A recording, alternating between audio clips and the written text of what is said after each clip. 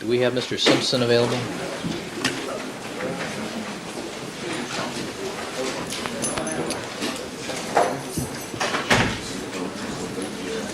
That's done. Thank you. Okay. All right, back on the record in the Simpson matter. Mr. Simpson is again present before the court with his counsel, Mr. Shapiro, Mr. Cochran, Mr. Douglas, Mr. Bailey. People represented by Ms. Clark and Mr. Darden. The jury is not present. Counsel, good afternoon. Good afternoon. We need to look at the videotape that I take it these are now excerpts from the videotape that we Yes. viewed yesterday. In line with Your Honor's instructions, we have now tried to comply, and I think you'll provide Your Honor a copy at 9 o'clock. There's one additional tape, which is very short, which we've been playing that tape. I'd ask them to take it playing the outset.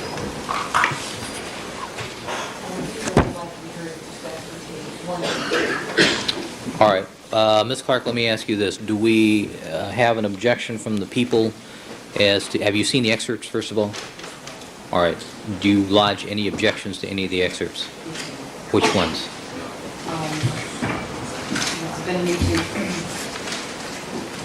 Actually, I think I'm going to need to play it and show the court which excerpts. That Okay. might be the most effective thing. Let's take it from the top. Okay.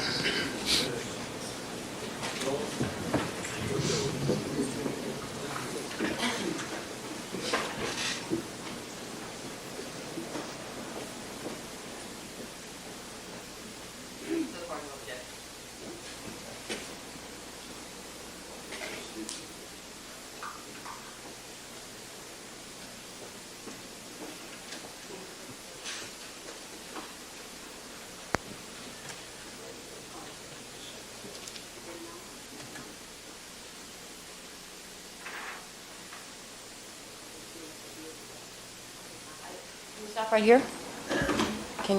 Oops. Can you stop? Yeah? Okay, thanks.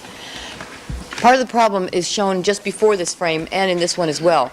And the problem is with this tape, with the excerpts that I'm going to be pointing out to the court, is the lack of depth, the lack of perspective. Under 352, this tape is clearly more misleading and more prejudicial than probative. The problem that we have is that we have a cameraman whose angle and position is unknown, and we have the use of a lens, the nature of which is unknown. The problem created by this is that there's no depth perception, and it's more misleading than it is informative because it winds up making everyone look on top of each other. What you can't see is where their feet are positioned. You can't see the ground that their feet are positioned on, and that is the whole point for which the defense is attempting to introduce this, is to show that people were walking through blood and contaminating evidence. The tape fails to show that, and even worse than that, is misleading in that it tends to leave the inference that the feet are in blood or contaminating blood as they move when you really can't even see them. So the tape does not, in fact, inform you of where the feet are because you never can see them. It makes it appear that they are stepping in areas that they're not because of the lack of depth perception. And the court has been there, so the court is aware of the way the area really looks, and you can see how flattened this picture really is. It doesn't depict the distances. But hasn't the jury also been there? They have, but you can't count on the jury to remember everything in such great detail. I will tell you that, Your Honor, I've been out to that scene 4 or 5 times, and in between I have every time forgotten what the distances were really like. Every time I go back there, I'm surprised at how small that area is in front where the fences meet to the north and to the east, and surprised at the length of the walkway, the number of stairs going up and down. You can't remember this accurately.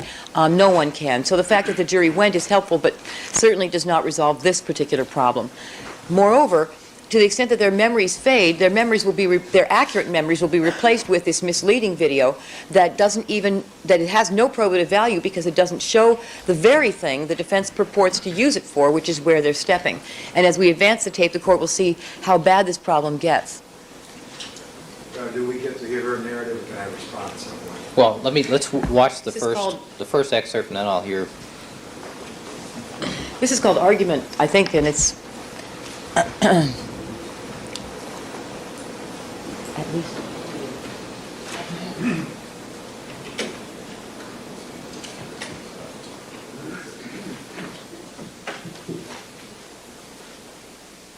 At this point, you can at least see where the detective is standing.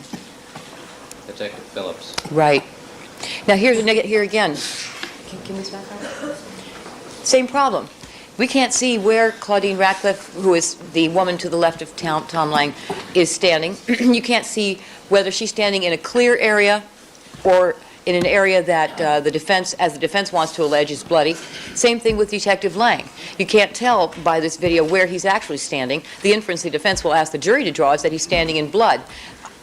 I'm sure that's totally untrue. Nevertheless, the impression created, which is a totally misleading one, is that they are, or might be. The fact of the matter is this tape does nothing to clear up that issue. In fact, it does the reverse. It clouds the issue to make it appear one way when it is in fact another. By this tape, it would appear that these people are standing in blood if the defense inference and spin is to be bought by this jury, when in fact that is not the case. So what you have here is a piece of evidence that not only does not inform the jury of the truth, but actually hides and distorts the truth. All right, how about the next portion of the... Right, and the timestamp is right over their feet, obscuring the very point that the defense is trying to make. Well, let me hear what Ms. Clark's objections are to first clip, and then I'll hear your response, Mr. Cochran. Mr. Harris.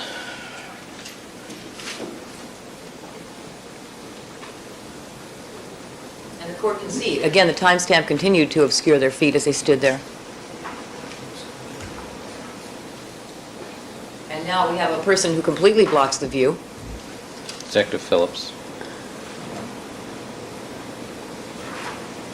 Again, you can't see where Claudine Ratcliffe is standing, whether her feet are on plastic or whether they're on the ground itself, whether they're in blood or in a clear spot.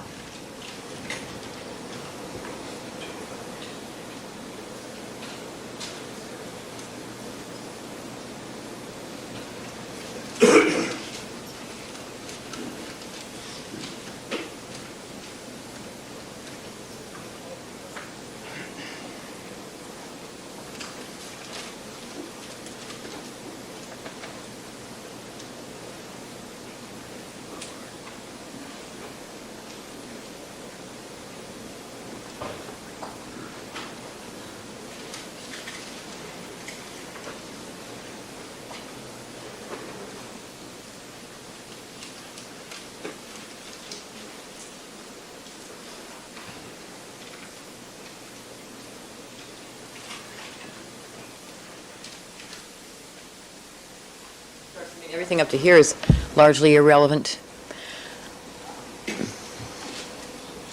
Again, you have Claudine Ratcliffe shown there in the background, as the court could see. No, there's no way to tell where she's standing or where she's walking.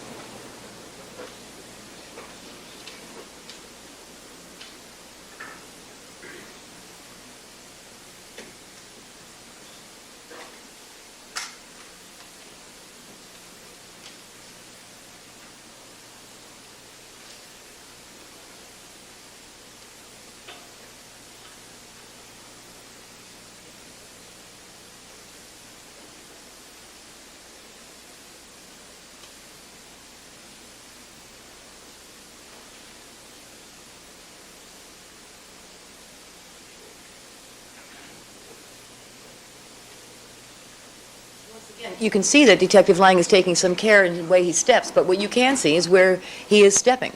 His feet are obscured. The area he's stepping in is totally obscured.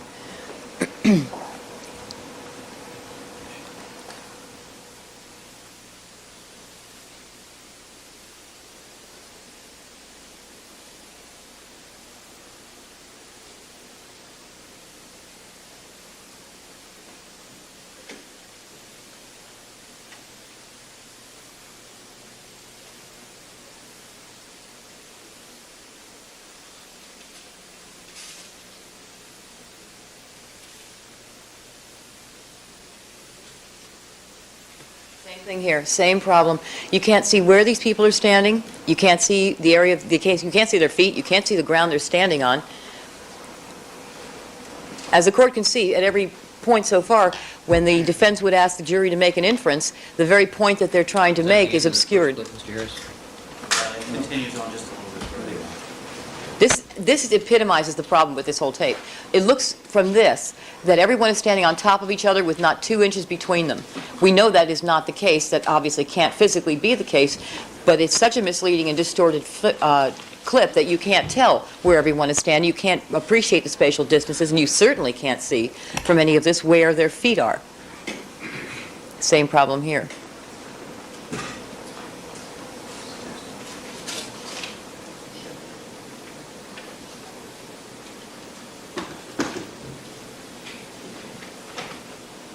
Again here.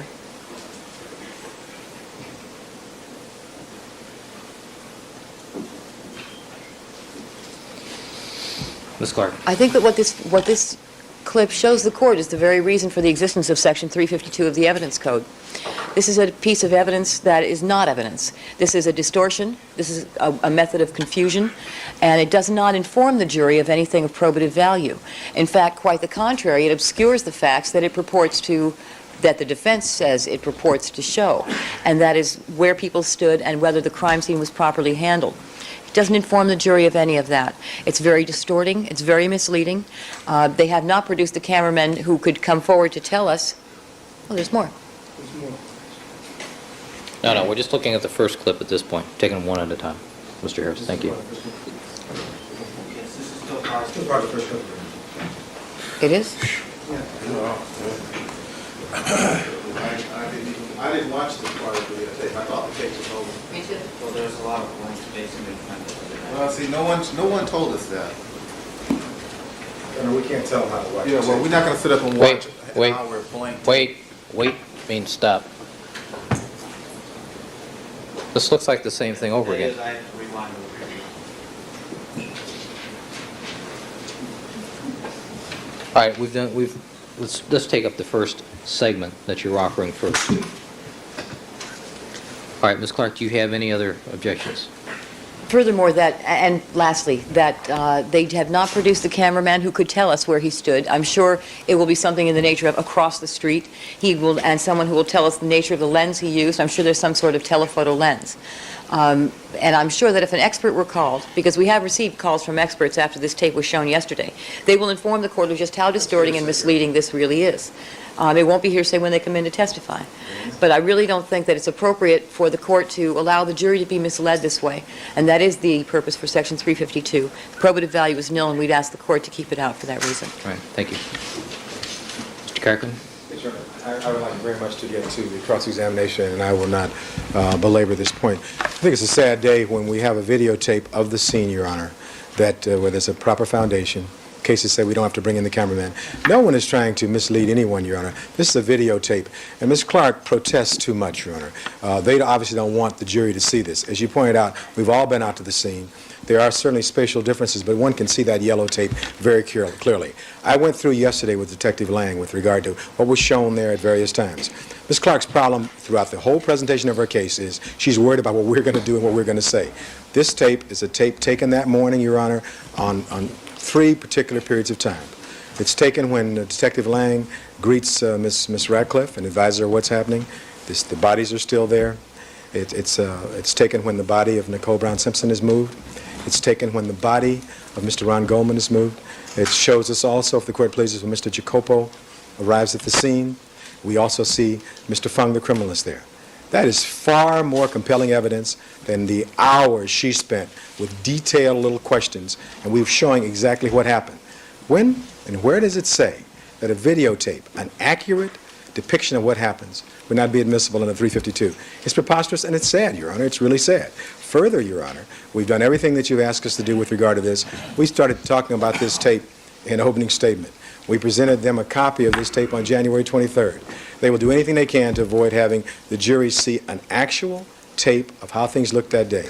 Judge, with regard to any spatial differences, we have a detective of some 28 years' experience, a very, very competent detective who will be able to tell where people were standing and that sort of thing.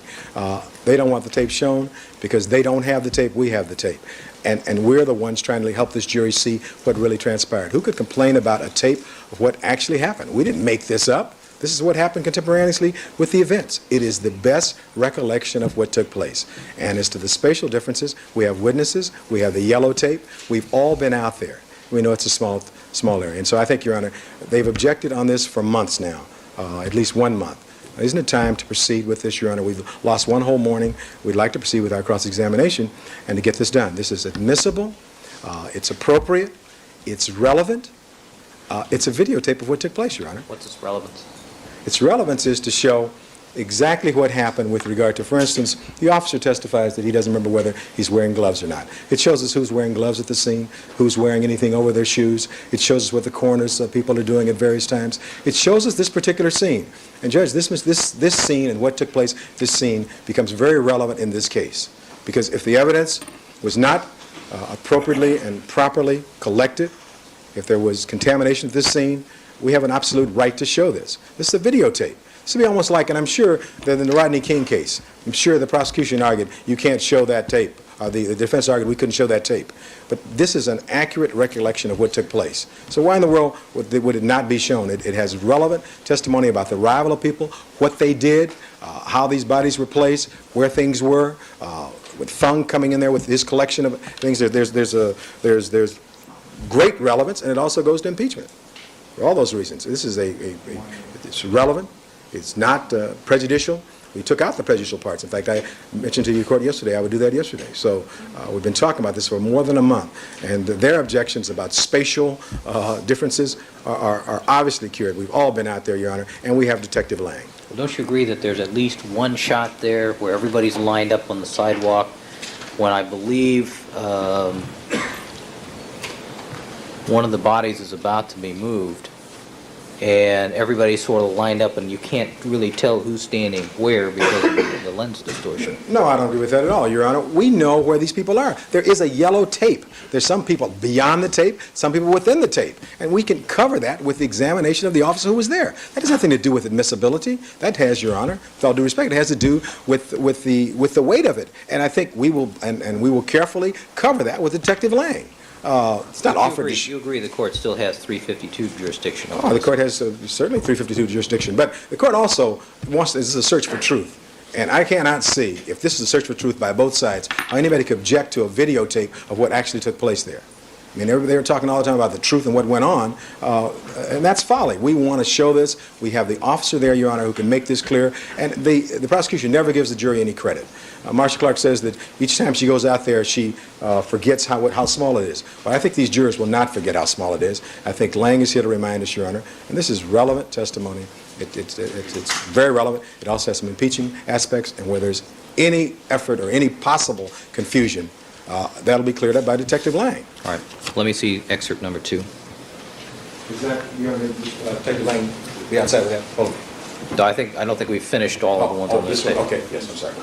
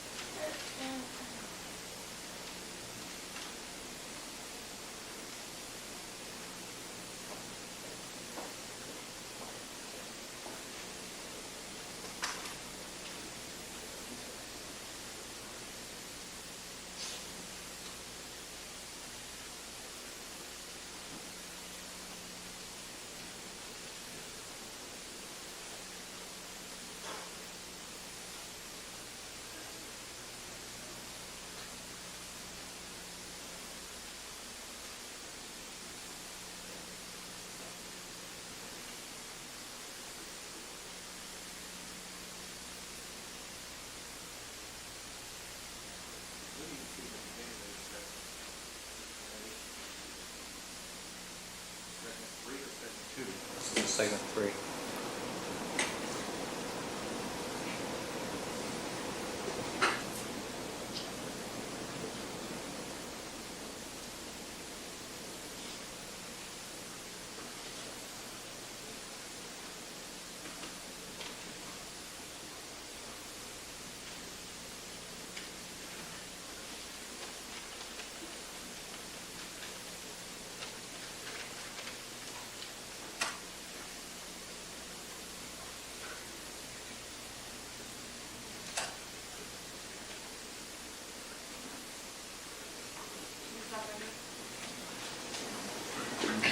See, Your Honor, this is the same problem we have throughout the tape. You know, the defense is basically stating that they have the absolute right to distort, confuse, and mislead this jury. You can see from this tape, the problem is that the people would have absolutely no objection to an accurate videotape. From the previous shot you saw that introduced this segment, you can tell it's being shot from across the street at some distance from the location, which is why they had to use a zoom lens. And that's why we have everything so compressed as it's shown here. These people look like they're within 1 inch of each other. You can't tell where they're standing, you can't see their feet, and you haven't been able to see their feet in any part of this segment yet. This right here shows them like literally in a dog pile on top of each other. We know that can't be true. But you can't see where they're standing. You can't see where their feet are. You can't see the ground they're standing on. You can't see the spatial relationship between them.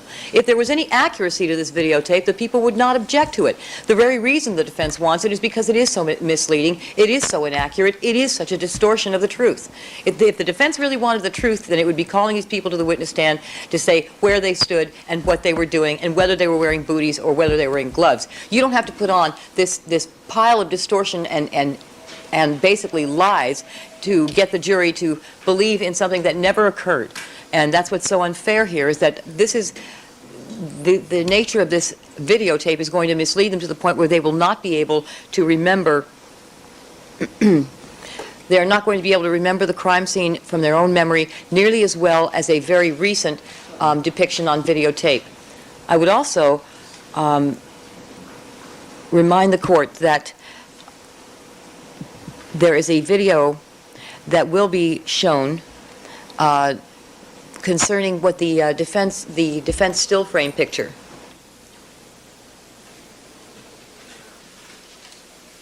Never mind. The vice and the problem with following the defense lead on these things is that they are deliberately hiding the truth from this jury. And they did that with the American Journal. They did that with the American Journal photograph. Then I don't know if the jury knows to this date that the photograph they showed was a still frame from a video. They would never have known that in fact it was shot by some news tabloid agency had I not brought that out.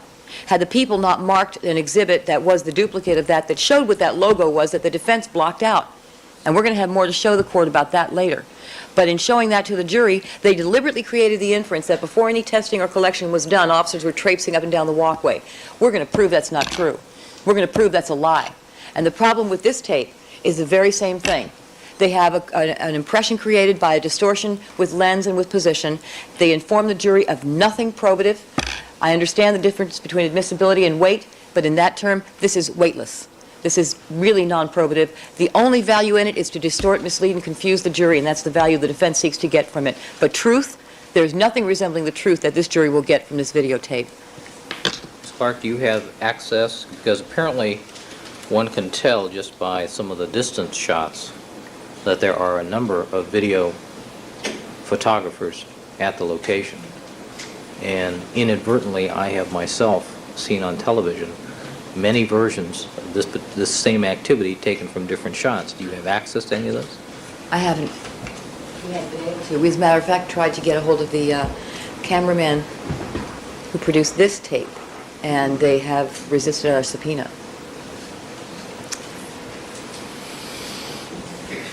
Channel 5? I'm not sure the name. We're going to check. I'm informed by Mr. Darden that we're talking to their lawyers in Chicago. But in the meantime, what we have here... Well, let me just ask you, you don't have any other videotapes from any other sources of this particular activity? No. Okay. Mr. Cochran? Again, prosecution could go back and try to get O.J. Simpson's medical records in 1970 in Buffalo, and they can't. Everybody in America has seen these videotapes.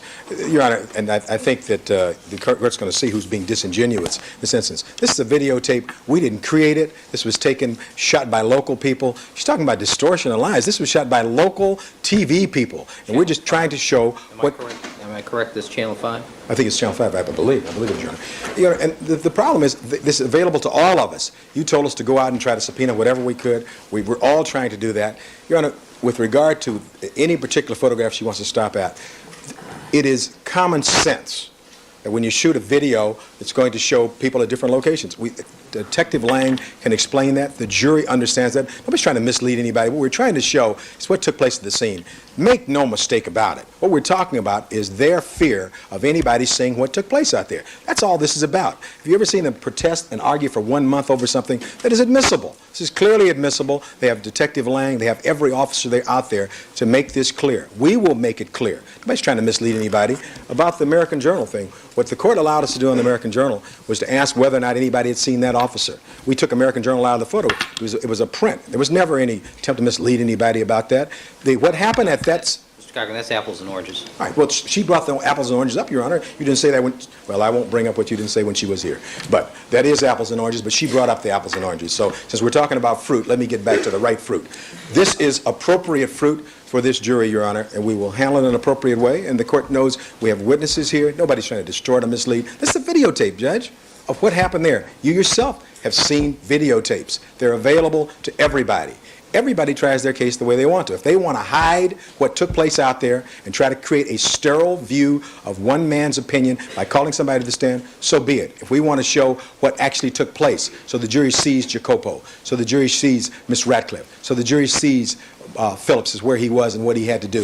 I think that's absolutely our right, and this defendant should not be punished by this. And it's unfair and it's outrageous, and we want to proceed with this at this point, Your Honor. We've laid the appropriate foundation. We've cited the cases. We want to move on and get this thing done and move on with our cross-examination. We've lost this morning. We're now losing much of the afternoon. We'd like to resolve this. Excuse me. I'm sorry, excuse me, counsel. Detective Lang, now that you've seen that videotape, can you ascertain where people are standing from those camera angles? Not really, Your Honor. I'm pretty sure about where I was in my location, but I can't tell where anyone else was because I can't see the bottom of their legs, their position.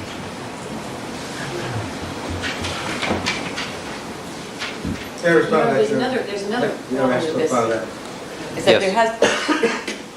The defense has failed to lay any foundation at all. I don't know why Mr. Cochran keeps saying that. There's been no foundation laid for this.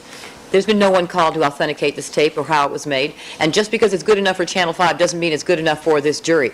I think there's a big difference between what you can show on a news TV show, as we've seen, and what you can do in a court of law. You know, there have been, the problem with veracity is not that we're accusing Channel 5 of lying. That's not their fault. They were out there, they were trying to take the most accurate picture they could from a distance. They did the best they could. Channel 5 would have a Chicago lawyer. Right. But what I'm concerned about is this, Your Honor. Channel 5 did not shoot that scene for the purpose of introducing the matter in court. They shot a scene as best they could from a limited vantage point so that they could put it on television. That's all. They weren't looking to admit something in a court of law so that they could most accurately depict everything at all. That wasn't their purpose. That wasn't their focus. I'm not casting any aspersions on them. But this is a court of law, and our standards have to be higher. And we have to require more for this jury. And we have to make sure that this jury does get the accurate truth, and all of the truth. Not a distortion, and not a piece of a truth, and not a little corner over here that pleases the defense, but the whole truth. And that's what the people are looking for. If they want to have the jury see Jacopo, the jury see Ratcliffe, they know where to find them. These people can be subpoenaed. They're not hiding somewhere. And Mr. Cochran knows that very well. He doesn't want the jury to get the truth. He doesn't like the fact that we have witnesses taking the witness stand and telling it the way it really was. He doesn't want that to happen. We're doing it with very painstaking care. He doesn't like it. He wants to spin that. He wants to distort that. He wants to make it appear in a way that it never was. And so what a perfect thing. He's got a tape that was taken that happens to distort the scene completely. He's got the perfect vehicle for it. But it is not appropriate in a court of law. He can entertain his friends with it, and he can tell all he wants about how we're hiding the truth. We are the only ones seeking the truth in this courtroom. We are the only side, on counsel table, Your Honor, at counsel table. let me make that real clear. We are trying to make sure the jury gets the accurate evidence, the truth of the matter, and a complete picture. And the defense wants to hand them a distortion and a half-truth. And that's what this is. Yes, it tells you that certain people are at the crime scene. But the one thing that the defense is claiming it wants to admit it for is never shown by this tape. In fact, you never see anyone's feet. So their claimed probative value is non-existent. And all we have left is prejudicial value. That is the value that it has for the defense in misleading this jury. And that's what the people are required to prevent. And that's what we are seeking the court's seeking the court's order to say, no, you cannot confuse, no, you cannot distort, this jury will get the truth, and this tape is not the truth. All right. Briefly, Mr. Cochran.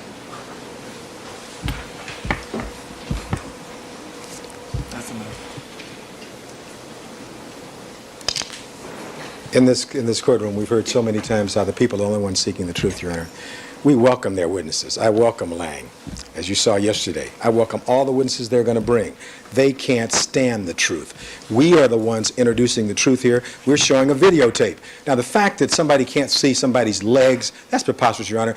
The part of a videotape, the beauty is you stand there and you look at it, and you can tell where people are standing. You can see that some of the people are standing in the shrubbery. You can see exactly where they are. That's what a videotape is. I'm sure that in every case, you know, it's amazing. I'm sure people all across America are amazed at this argument. Somebody wants to keep a videotape of a scene out.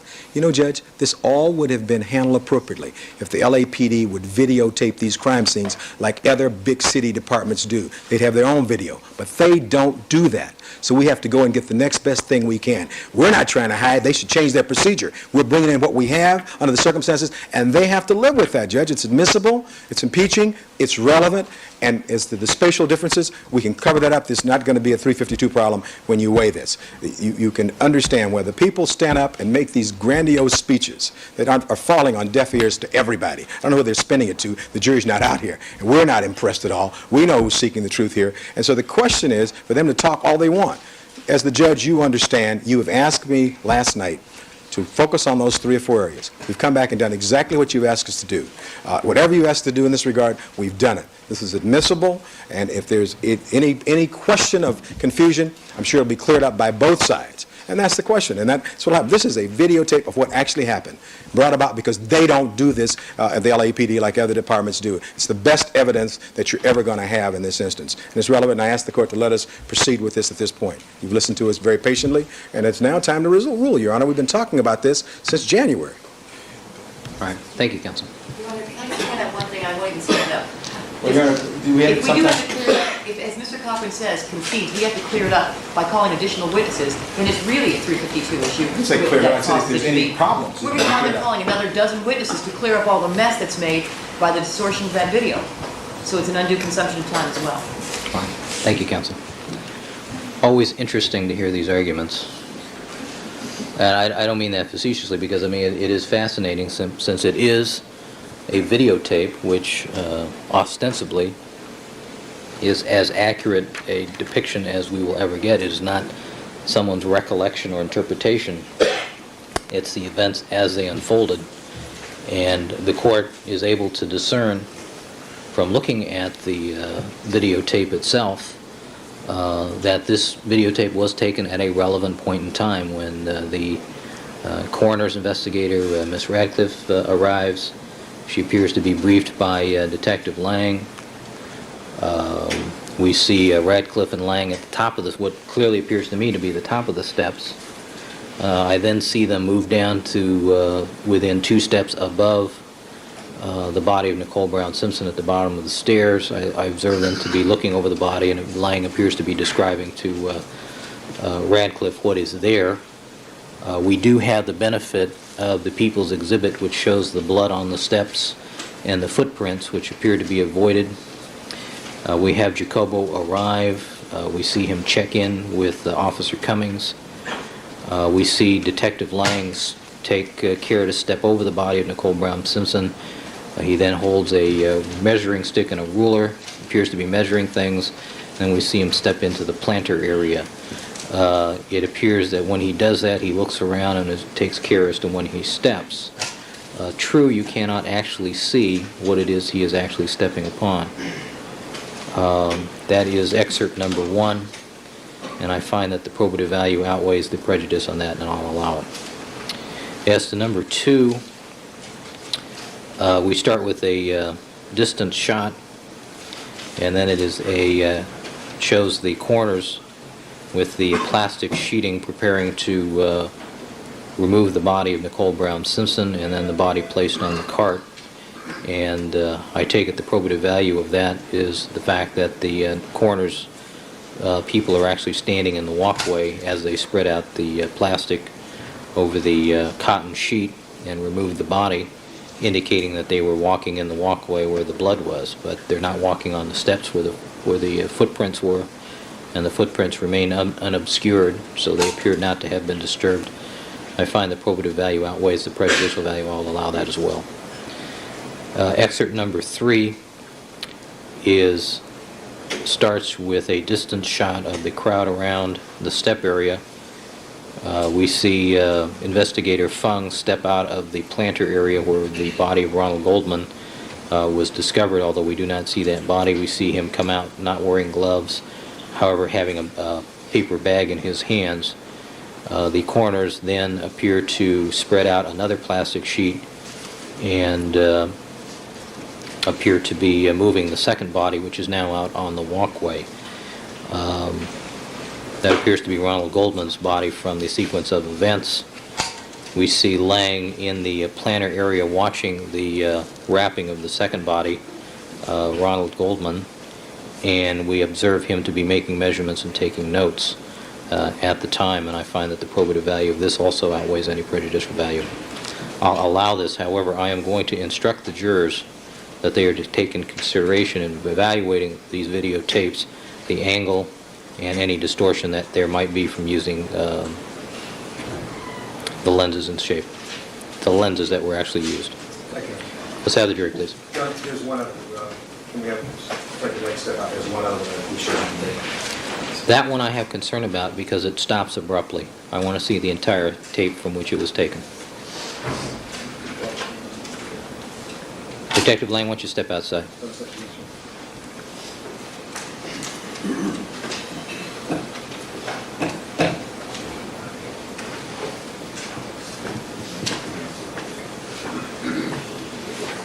Mr. Cochran. Thank you very kindly, Your Honor. With regard, we presented this tape. We think this tape is impeaching. We'd ask the court to take a look at it, and perhaps we can answer the questions if there's other parts of the tape. What it shows... No, I understand what it shows. What it shows is Detective Lang walking out of the Rockingham residence. Right. Walks to his car. Right.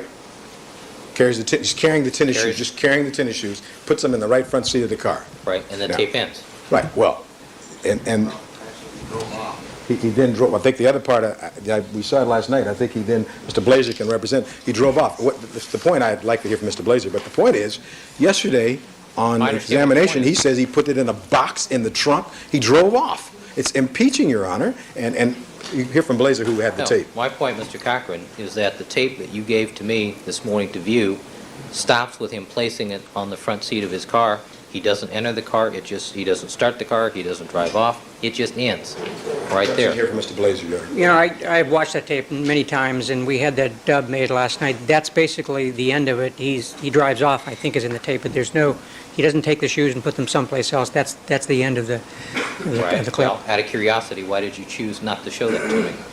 This was part of a long tape that we took just a small clip out of because we just wanted to illustrate putting the shoes on the front seat. There was nothing significant after that. Glad to let you see that. No, that entire tape is being copied, even though I think we've already given it to the prosecution. We're making copies of everything to give them another set, as well as to provide you with a set of everything that we have. So that tape is now at a studio being copied. And the point, if I can say this, Your Honor, with regard to it, it's impeaching. And No, I can then... Mr. Cochran, I understand All right. the value. I understand All why right. you're... I know. I'm just saying that it doesn't Sure. have the impeachment value until he starts up the car and drives off. Well, I'm sure we can get with the that. tennis shoes still there. I'm sure we can get that part down here. If that's true. And I'm sure I can ask him, didn't you then put the tennis shoes there and then drive off? But I'm sure we can get that. I mean, if that was just a point where he drives off, is that the representation? He drove off at that point? Yes. Yeah. So, I mean, I think that's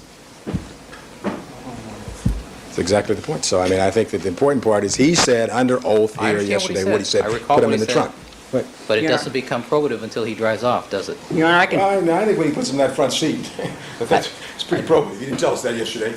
But I understand what you're saying. And Well, if the tape ends with him putting he reaches in and places it on the passenger side of the front seat, and then my tape ends. the court allows us Abruptly. to see it, we'll do what we can. All right. Mr. Blazer says he'll go, leave and get it right now. Well, let's start with the jury with what we have. Sure, that's fine. We'll be back. We're not, the court is not allowing it in until we see the entire... That's correct.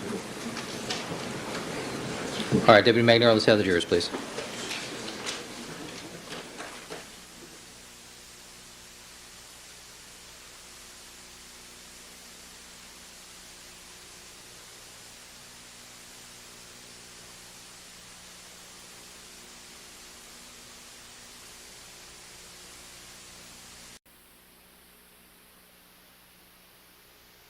We've now been rejoined by all the members of our jury panel. Good afternoon, ladies and gentlemen. First, my apologies to you for the delay in getting started today. Oftentimes, as I have explained to you, there are facts and circumstances regarding the people involved in this case that the court has no control over. And things happened this morning that we were just not able to get started when we had hoped to get started. I apologize to you for the inactivity and downtime. I realize that you would much rather be here participating with us than being cooped up in those little rooms. And I understand that you're there, and believe me, one of the things that weighs heaviest on my mind is knowing where you are and what you're doing. But unfortunately, these things happen, and we've tried to get up to speed and running as fast as we could this morning. And with that said, Detective Lang, good afternoon, sir. Good afternoon, sir. You're reminded you're still under oath. Mr. Yes, sir. Cochran, you may conclude your cross-examination. Good afternoon, Your Honor. Good afternoon, ladies and gentlemen. Detective Lang. When we concluded our cross-examination yesterday, I'd ask you some questions about this, what's called a rape kit. A rape kit is basically the ability of the coroner's office to obtain trace evidence, generally in the pubic area of a male or female. Is that a fair statement? Yes. And so no one has to be raped in order to take a swab of the genital area of male or females. Is that correct? I believe they look for evidence of a sexual assault prior to that being done. All right. They may very well do that, but they can take the evidence without any evidence of a particular rape. Isn't that correct? I've never known that. There's usually evidence of such things before that would happen. Well, I guess what I'm asking you, in order to collect trace evidence, one could check the pubic hairs of a particular decedent. Isn't that correct? If one were looking for trace evidence, certainly. Yes. And one could check the cervix area of a female. Isn't that correct? Certainly.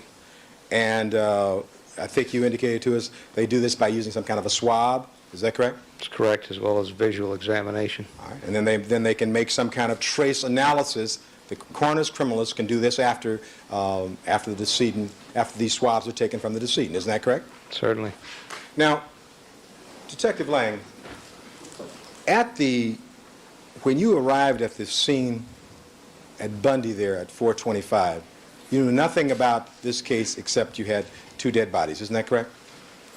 No, I was informed that one of the victims... Now, I'm talking about when you first, so we understand each other, when you first got there, what did you know? That one of the victims was the ex-wife of Mr. O.J. Simpson. All right. But did you know anything else other than that? Just that there was a male victim and a female victim. So you didn't know anything about the time of death, did you? No. You didn't know at that time initially how these two individuals had met their death, did you? No. And as part of your investigation, as an investigator, would you agree with your homicide manual that the preliminary examination and investigation is very, very important and very paramount? Would you agree with that? I agree that all aspects of the investigation are very important. Specifically, the things you do at the very beginning. Isn't that a fair statement? Certainly. And your note-taking is also very important in that regard, is it not? Yes. And you would agree that in seeking to charge someone with a double homicide, the issue of the time of death may become very relevant. Would you agree with that? It could, yes.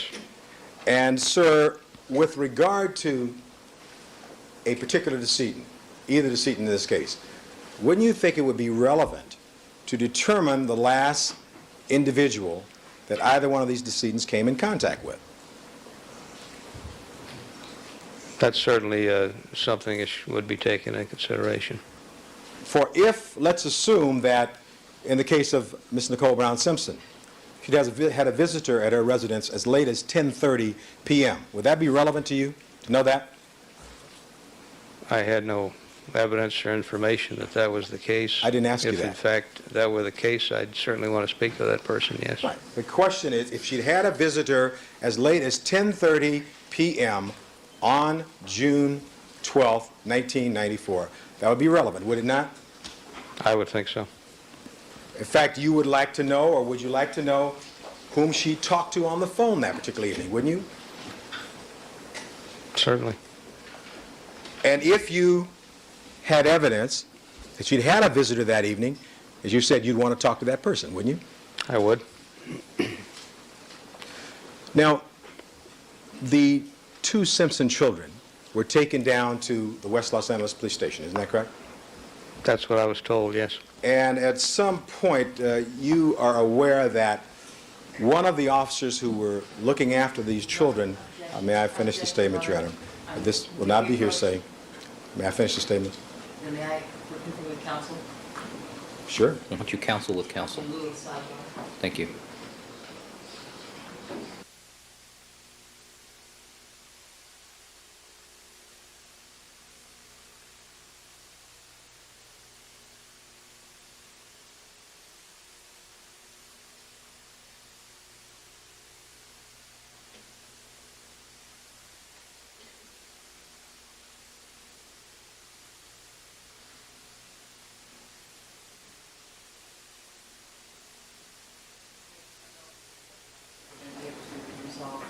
All right, let me see counsel.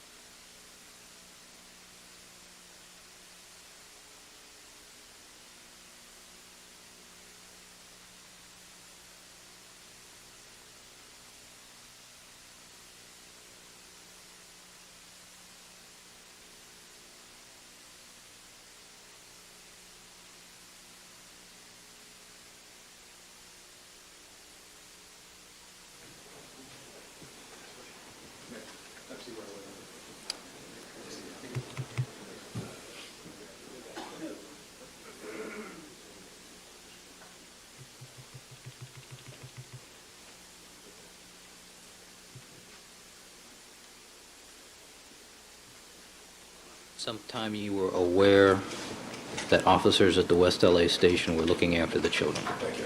Couldn't find it on one of the screens. And his answer, I think, was, yes, somebody told me that. All right. Let me just try to restate it, Your Honor. At some point in the course of your investigation, you became aware that one of the officers at the West Los Angeles station talked to the elder daughter, the daughter of Mr. Simpson, Mr. and Mrs. Simpson, at West Los Angeles station. Isn't that correct? Yes, And you know the nature of that purported conversation. Is that correct? yes, I do. And that conversation took place at what time in the early morning hours of June 13th, 1994? I don't know the time. It would be after the children were taken down to the station. Isn't that correct? I would assume that, yes. And you read the purported statement, did you not? Yes. You sort of exceeded the court's largesse in allowing this. Certainly, Your Honor. I appreciate the court's largesse. All right. And with regard to that, did you then yourself or anyone under your direction go and talk to Sidney Simpson about the Yes. statement she had made? I did not personally, but I had that done. And who did that? The Brown family. The Brown family? I was informed that the Just a children moment. were... Let's be responsive if you can. Who in the Brown family? Can you answer that? Denise Brown. And when was that? Sometime after... I think we have Denise Brown in the audience Yes, here. If we're going to Ms. Stephan, discuss. Ms. Brown, I'm sorry, I'm going to have to ask you to leave since Thank we're you, Your Honor. discussing facts and circumstances that involve you in the case. Thank you.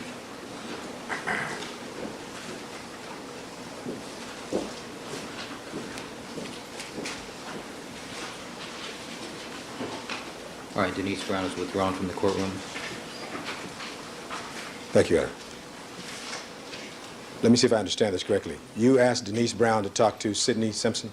Would you like me to explain it to you, No. sir? No, I want you to answer my questions first, if you can do that, please, sir. I- Ron, if that's an objection, that's argumentative. This witness is allowed to explain his I'm answers. to asking what the he's questions, No, Your the Honor. question. Counsel's cutting him off. Ask the question, Mr. Thank you, Your Honor.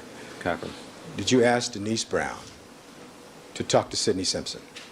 It's correct. All right. When did you ask her to do that? Sometime after learning about the statement. Well, when, sir? I don't know when exactly. Do you know what month it was in? I believe it was probably in the month of July, perhaps. July of 1994. Yes, All right. correct. And were you present when and if she ever talked to Sidney Simpson? No, I was not. Did you write a report with regard to this? No. There are no police reports at all written with regard to your request and what happened after that regarding this conversation? Would you like me to explain again? I'm asking you, can you answer the question? The question is, are there any reports? I'm trying to. There are no reports.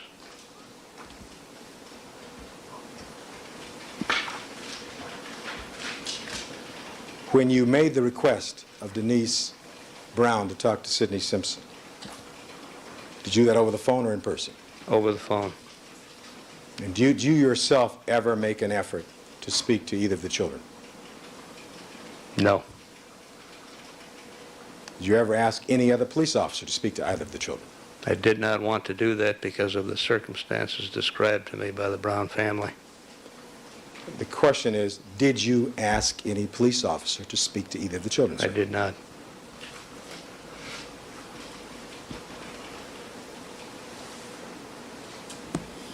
Now, do you have that logged anywhere that you asked Denise Brown to talk to Sidney Simpson? Is that logged in your log anywhere? In any of those 5 books you have there? I don't believe so.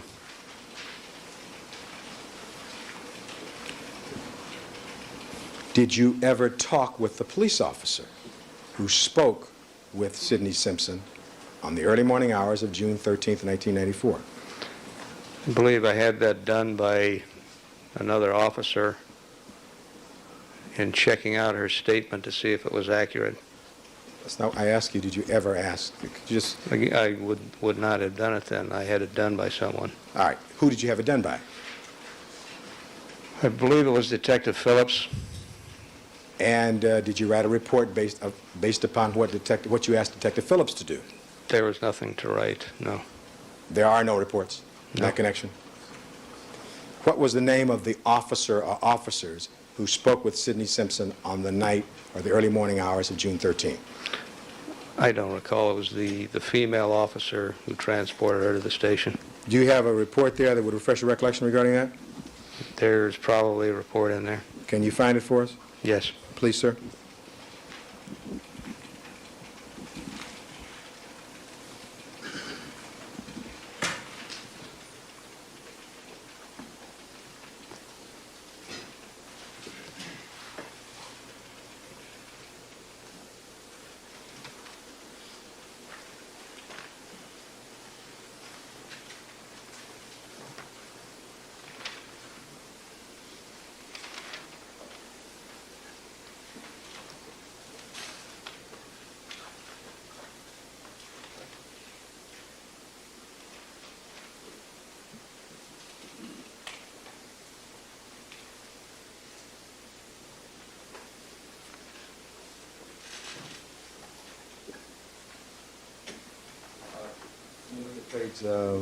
Maybe I can approach you, Your Honor. May I approach it? Save some time. Why don't you show that to counsel?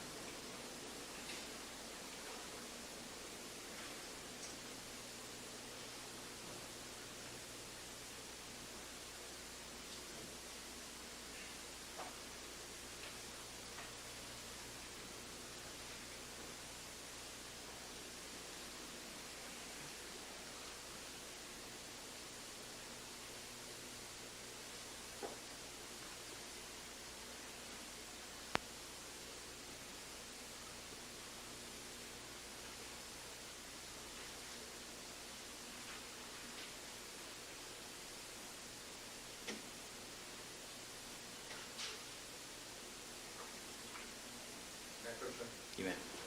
I'd like to place before you, sir, Los Angeles Police Department continuation sheet form 15.09.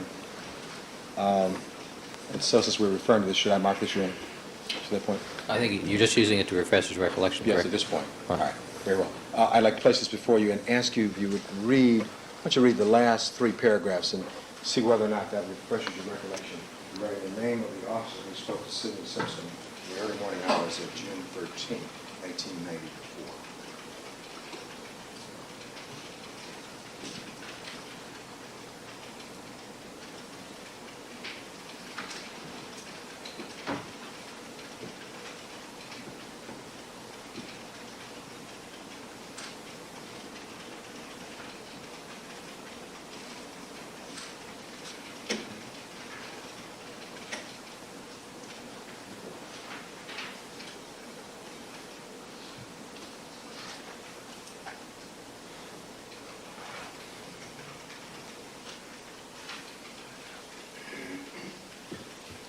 Okay.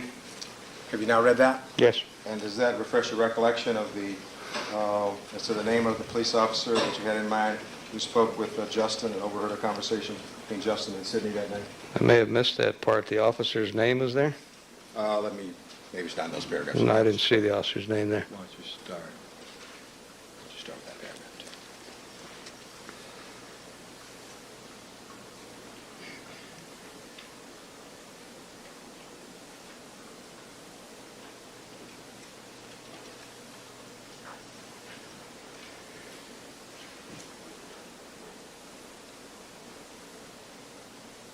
I'm sorry, I do not see the officer's name.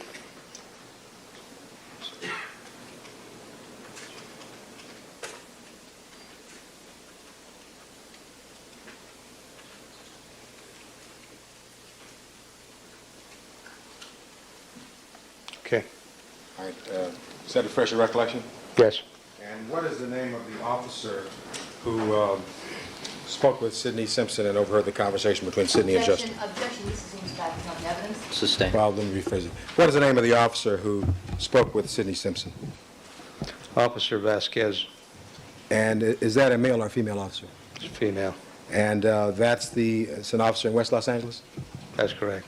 And is that the same officer that you asked Phillips to talk with at some Yes. point? And do you have any other reports in connection with anything that was said to the children other than this page that I've shown you at this point? No.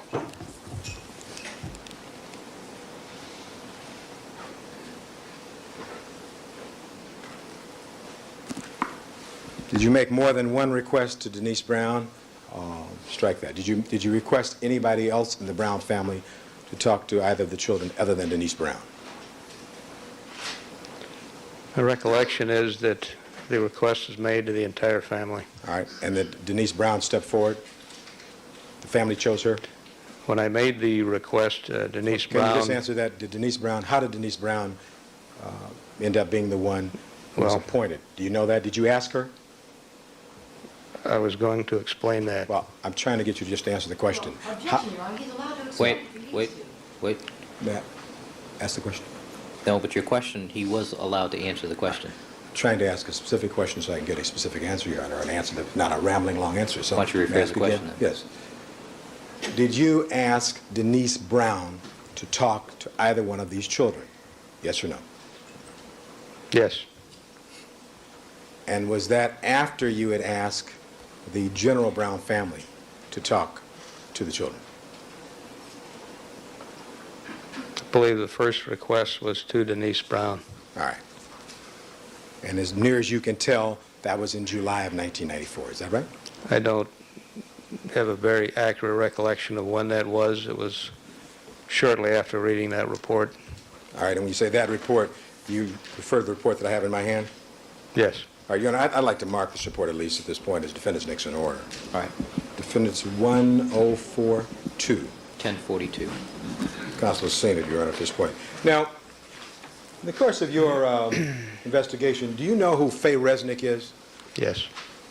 And how did you become aware of the name Faye Resnick in the course of your investigation? When I learned that Faye Resnick was a friend of victim Nicole Brown Simpson. In the course of your investigation, did you learn that Faye Resnick moved in and started living Objection, with Your Honor. Nicole? Objection. It's all assumed facts, not evidence. Sustained. Ask him. Sustained. Did you learn, in the course of your investigation, whether or not Faye Resnick moved in with Nicole Brown Simpson on Friday, June 3rd, 1994? This is the same. I'm asking you, did you learn that? Sustained. Sustained. In the course of your investigation, did you ever ascertain whether or not Miss Nicole Brown Simpson had anyone who lived with her in the month before June 12th, other than the children? I had heard there was someone living with her, yes. All right, you heard that in the course of your investigation? Yes.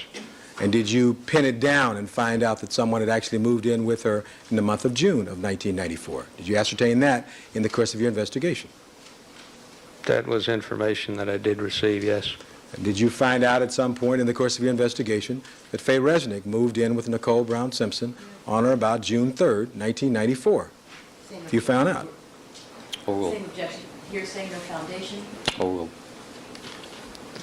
That is what I had heard, yes. And did you verify that? I personally had no way of verifying that. Well, did you ever talk to Faye Resnick? I did not interview her. I believe my partner in the district attorney's office interviewed Ms. All right. Resnick. Well, who's your partner? Detective Van Etter. All right, and as such, he is the co-lead investigator in this case, isn't that correct? That's correct. And did you not find out, Objection, hearsay. may I finish the question? Yes. Did you not find out in the course of your investigation that in truth and in fact, Faye Resnick became a resident at 875? Let me see counsel this side by this.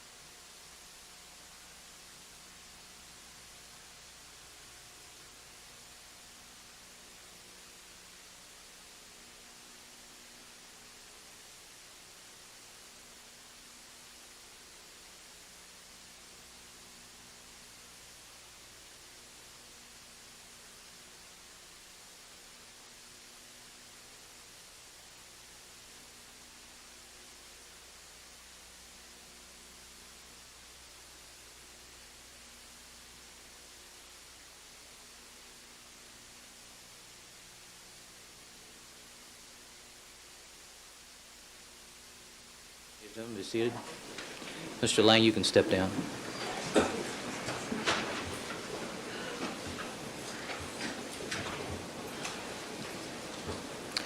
All right, records reflect the jury has withdrawn to the jury room. Mr. Darden, let me give you a piece of advice. Take about 3 deep breaths, as I'm going to do, and then contemplate what you're going to say next.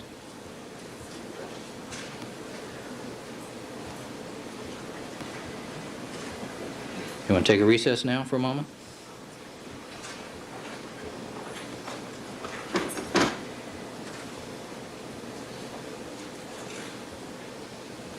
I don't require a recess, Your Honor. All right. I'll hear your comment at this point. I've cited you. Do you have any response? I would like counsel, Your Honor. You can have counsel. You have counsel.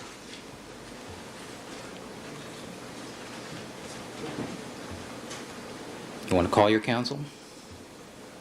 You want to have somebody from your appellate division come down? I'd like to be heard on Mr. Darden's behalf, Your Honor.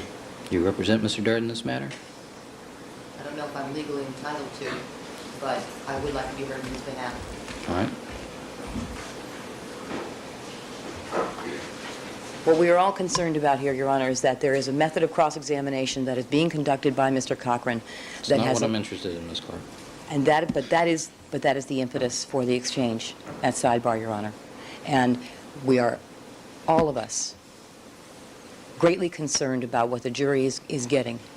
They're getting, that is the impetus, that is Ms. Clark. what Ms. Clark. led to I don't want to hear the this. exchange at sidebar, Your Honor. Mr. No, Ms. Clark, I don't want to hear about that. I'm not interested in that. I'm interested in the refusal to avoid, the refusal to obey the court's order, not to address that issue, not to speak to the court, as I was hearing from one counsel, not to interrupt the court.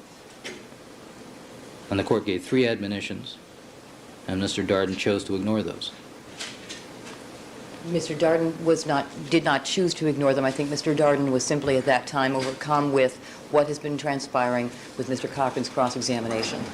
It was not a desire to flaunt the court's authority, although I would point out to the court that the court's order to stop and desist has been ignored by the defense time and time and time again with no citation. No citation. Mr. Darden is simply responding to the events that have been occurring in this courtroom today and have been occurring throughout cross-examination. I myself have become overwhelmed by the fact that the jury has been given hearsay, has been given, and the record will stand by what I said, slop, in the form of counsel testifying before Counsel, every witness. Didn't I just tell you I didn't want to hear that? I'm interested in a contempt proceeding. And if the court would like to set the matter for OSC, then we will proceed to OSC. I don't think it's required. I think No, that it's not required. I can do it summarily.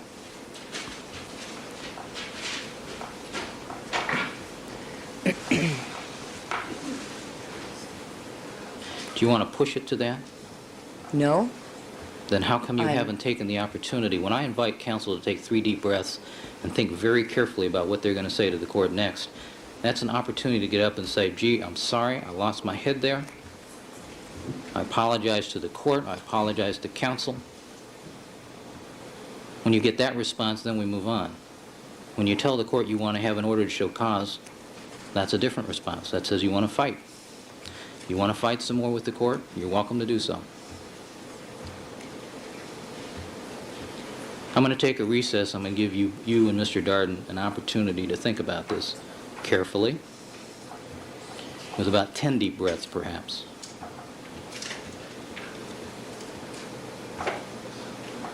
Have I made myself clear? You have? Shall I take off my watch and my jewelry? 10 minutes.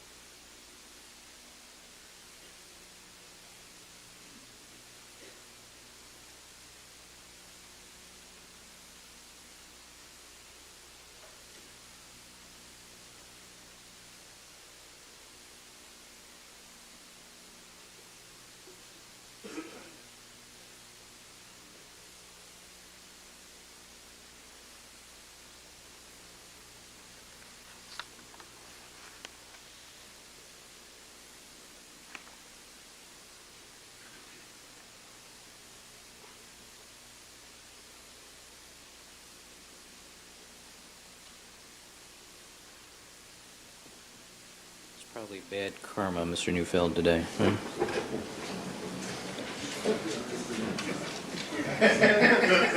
I will ask him to step outside if you'd like.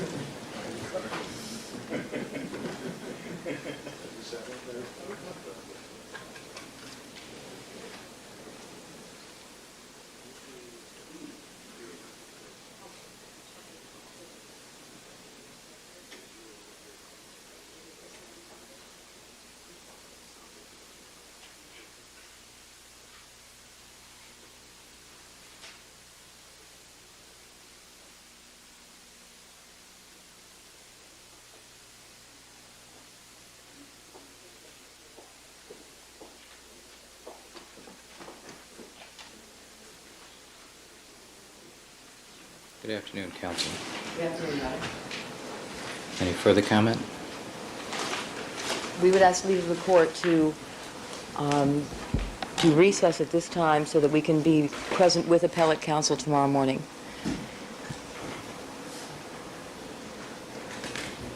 It's a pretty simple procedure. You wish to pursue this?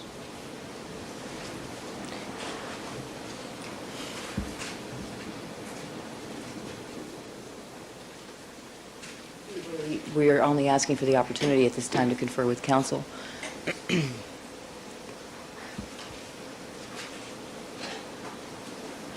Well, you seem to have two options. Either you offer an apology to the court, and we proceed, or we proceed to a contempt hearing. Those are your choices. Request for a continuance is denied.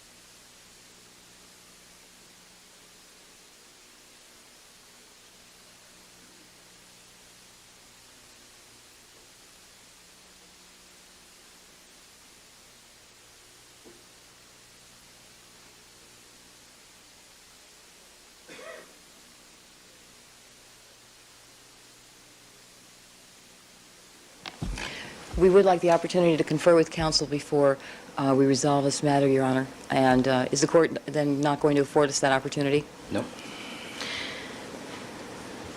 We could proceed with the trial and resolve the matter at the conclusion of the day or in the morning tomorrow. And that way we wouldn't have to take up any more court time with this matter at this time. It's a very simple way to terminate this, Ms. Clark. I'm aware of that. I think I've offered it to you twice already now. I don't know that I have to do it a third time. But I'm prepared to go forward if you wish to choose, if you choose otherwise. Well, even if the court is prepared to go forward with the contempt proceeding, we're entitled to counsel, are we not? It's a civil contempt, counsel. Has to be adjudicated immediately. Unless you want to make it a criminal contempt and have a jury trial. Love to see the voir dire in that case. Me too.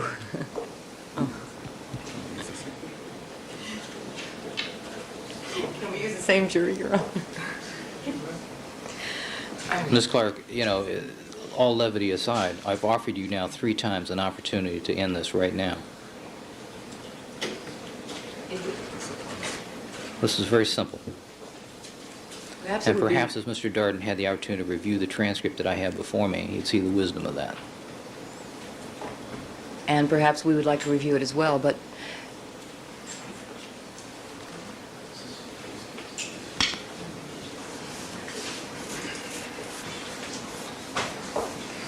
why don't we review the transcript, Your Honor? Mr. Spence, your comments aren't And- necessary.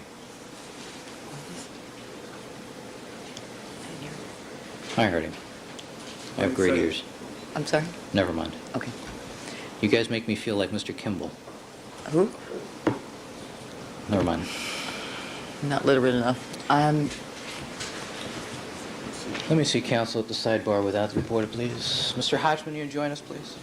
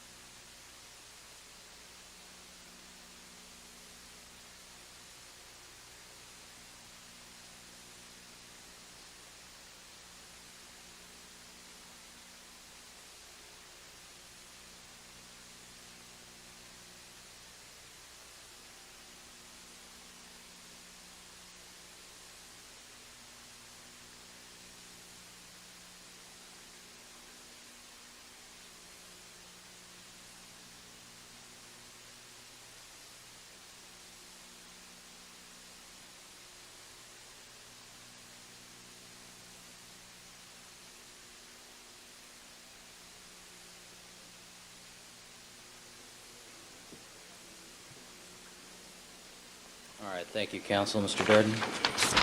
Your Honor, thank you for the opportunity to review the transcript of the sidebar. It appears that the court is correct that perhaps my comments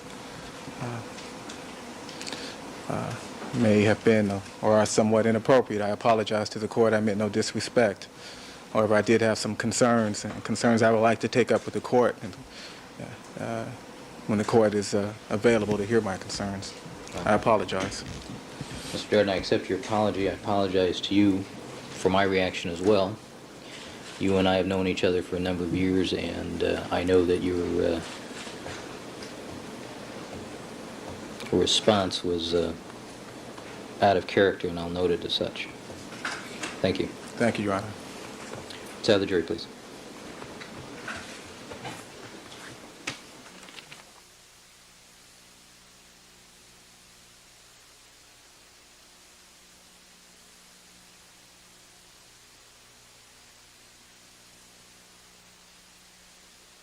I became aware at some point that Faye Resnick moved in with Nicole Brown Simpson on or about June 3rd, 1994. Hearsay. Sustained. That's not evidence.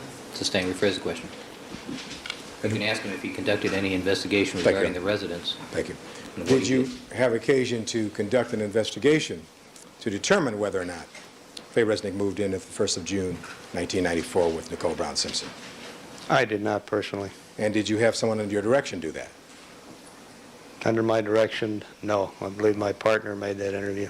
All right, and your partner's Van Adder? Yes. What did Van Adder do to make that determination? He interviewed Ms. Resnick. And who was present during that interview? I wasn't there, so I... Objection to hearsay. All right, have you reviewed the interview, sir? I have been told about portions of the interview. I have not read an interview. You've not read it? No. I Was it believe conduct- it was perhaps tape recorded anyway. I'm not sure. All right, and you've not listened to the tape? I have not. And where was that interview conducted, if you know? Objection to hearsay. Can you ask if he knows you? He knows the hearsay. He indicated he wasn't here. I don't think this is the appropriate witness. All right. And it was your partner, Van Adder, who conducted it? All right. You have never talked to her personally yourself, Just in passing, a greeting. but in connection, not only just a greeting, with connection with whether or not she ever lived at that residence. Have you ever queried her at all? No.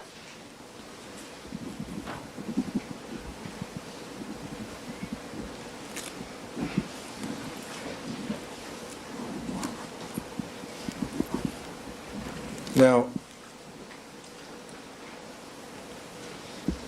with regard to the Akita, the brown Akita, Cato, did you see that Akita at any time on June 13th, 1994, sir? No, I did not. When you arrived at the scene after 4:25, was the Akita out in the street anywhere at that time? I believe by that time the animal had been impounded. All right, did you have, as part of your investigative duties, any tests or any photographs taken of any substances on that Akita? There was an examination of the Akita, but it was not that day. All right, was that done in the course of your investigation in this case? Yes. And when was the examination of the Akita? I believe it was during the time of the service of the second search warrant, if I'm not mistaken, on June 28th, 94, Where was this examination done, if you know? at 360 North Rockingham. The Akita was back at Mr. Simpson's house at that time? Yes. What was that date again, sir?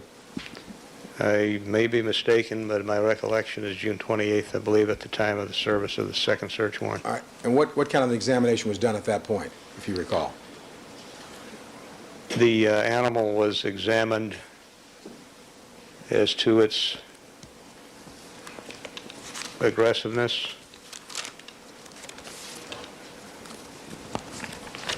and there were other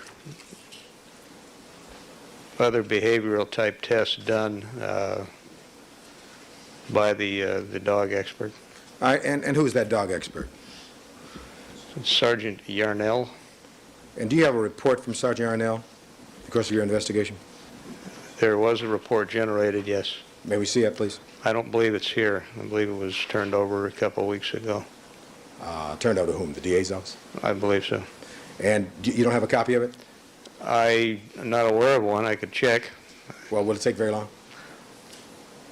If you can check. I can quickly. check one section real Yes. quick here. Would you, please?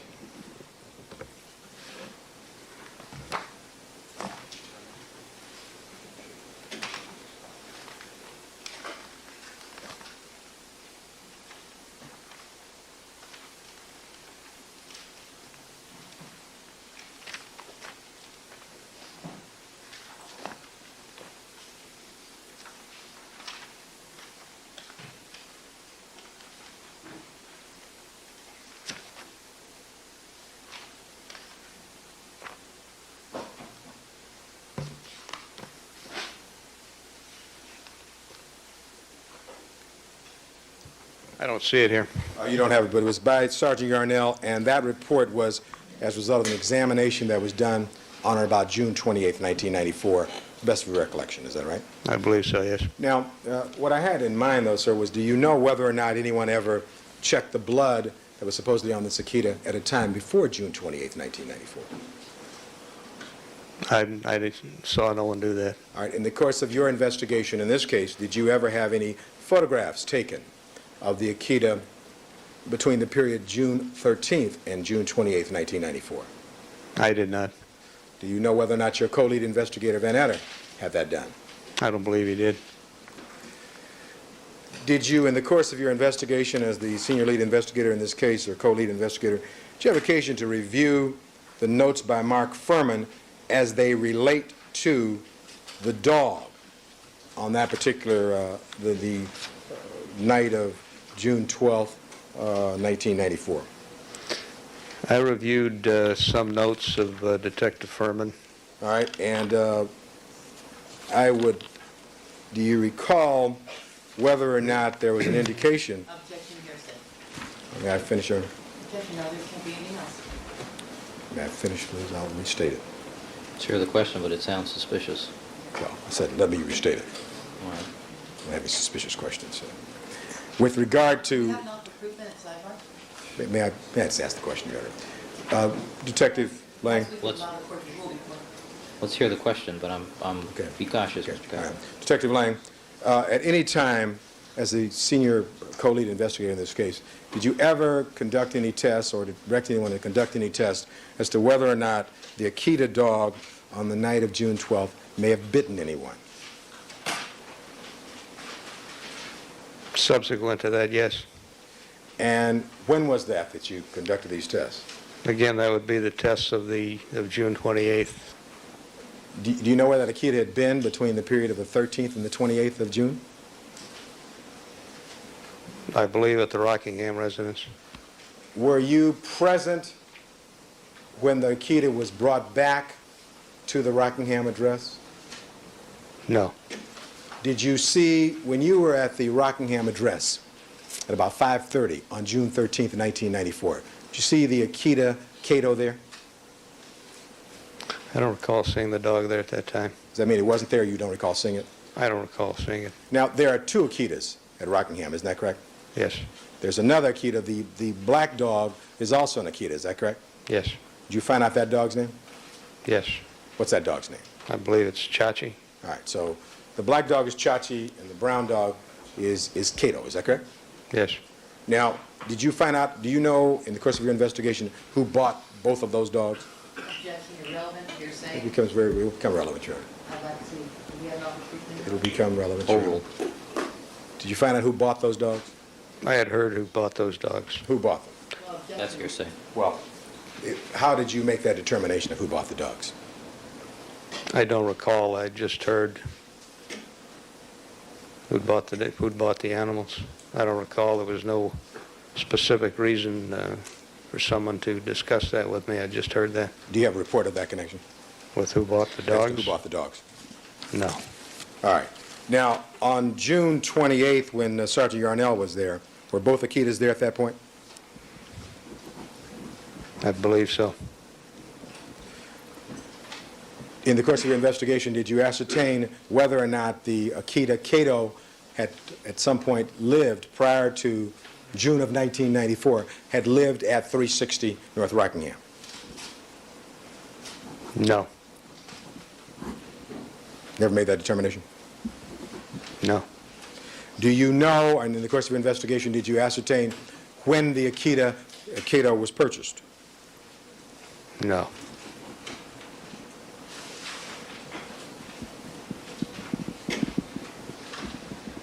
Were you present when Sergeant Yarnell did whatever tests he did on the 28th? I was at the location. I did not observe the entire examination, but I saw him with the animal. Do you know whether or not he took any photographs of the Akita Cato that day? I don't know. Do you know whether or not he took any photographs of his teeth or gums? I don't know. No. While we're on the subject of dogs, did you ever use any dog to help you in your investigation on or about June 13th, 1994? Did you use such as anything like a scent dog at all? Do you ever do that in your investigations? A scent dog? Yes, a dog who would seek to pick up a scent of some individual. No. Have you ever done that in the course of your investigation? I have not, no. Now, with regard to the dog Cato on that night, you looked inside the interior of that residence, did you not? Yes, I did. Did you see any bloody paw prints inside the interior of the residence? No. Did you see any bloody paw prints that went westerly toward the rear gate of that particular residence? No. You saw paw prints, did you not? I saw what I believed to be paw prints, yes. And the paw prints that you saw moved in the easterly direction from the front gate out toward the sidewalk, is that correct? Initially, yes. And then did they make a turn, a right turn to go kind of southbound on Bundy? That's correct. Then did they make a right turn to go kind of westbound on Dorothy for a short period of time? That's correct. You never saw any paw prints either going inside the interior or in that long walkway there on the side of the house, on the north side of the house, did you? No. And while we're about it, as the investigating officer, can you tell us, sir, the distance, the approximate distance from the front gate of Bundy that we've talked so much about to the rear gate at Bundy? How far is that in feet? I believe it's approximately 110 feet. All right, 110? Approximately. All right, and to the sidewalk of Bundy, to the rear gate would be about how far? I think perhaps 120 feet. I believe the length from the sidewalk to the alley is approximately 120 feet, so I can only estimate from there. All right, so from the sidewalk, and we're talking about the sidewalk on Bundy, right there, to the rear gate, is that correct? Yes. Would be about 120 feet? It may be less because, again, I believe the sidewalk to the rear alley is approximately 120. I have a schematic that would give us a scaled distance, but if you're asking my recollection, it's probably 100 to 110 feet, somewhere in there. I would like, and I think we'd all want, your best recollection if you can give it to us, sir. Well, it would be if I would look at my schematic, certainly that would, If that's not too much trouble, can you do that? certainly.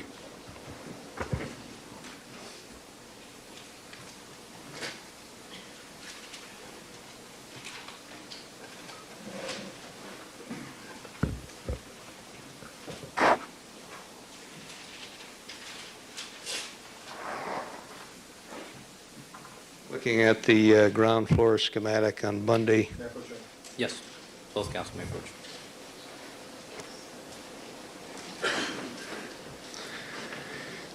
to point out on the schematic, the sidewalk is at an angle. So Yes, as an estimate,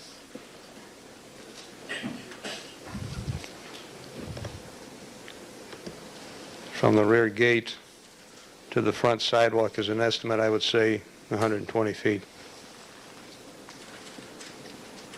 All right, and looking at, you're referring to a schematic, which will not mark, Your Honor, but there's a schematic in his homicide book. And pursuant to that schematic, your best estimate at this point is about 120 feet from the front of the sidewalk of Bundy to the rear gate of Bundy. Is that correct? That's correct. All right.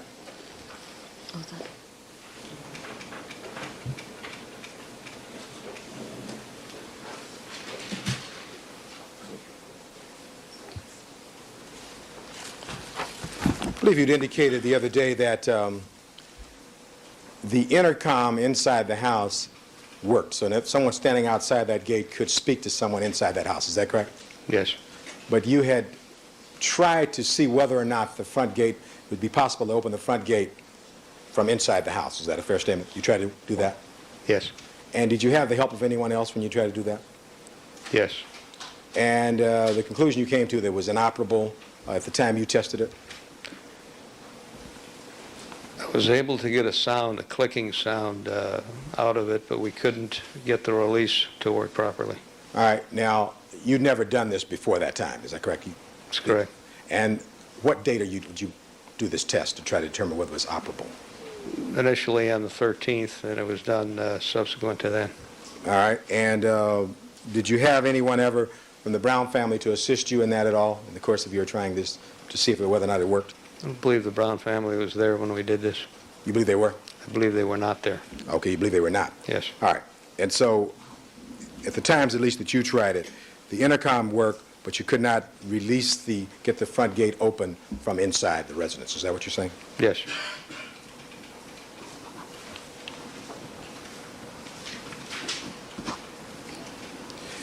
In the course of your investigation in this case, did you ever have occasion to go to Mr. Ronald Goldman's home? I personally did not. Did anyone under your direction go there? Yes. And who was that? Detectives Tippin and Carr. Tippin and Carr? Yes. Is that Tippin? Yes. Carr? That's correct. Do you know whether or not they found out whether was there shower and bath at Mr. Goldman's home? Was there a shower and bath? Yes. I believe there was. Did you have a drawing made of the interior of that residence?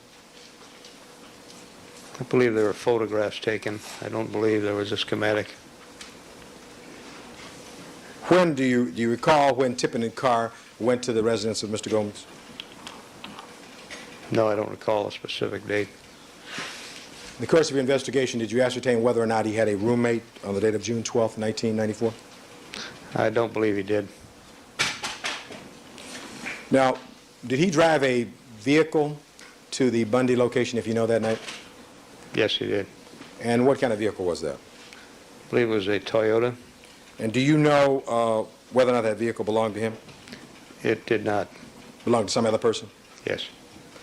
Where, if any, in relation to the address at 875 South Bundy, did you find this vehicle parked? You found it so parked? It was parked on Dorothy Street on the north side of Dorothy, facing in a westerly direction near the alley. On the north side of Dorothy, facing the westerly direction?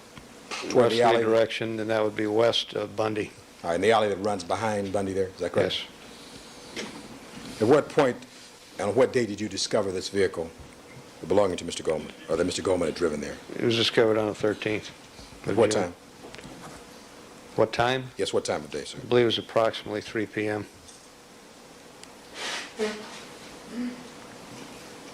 Now,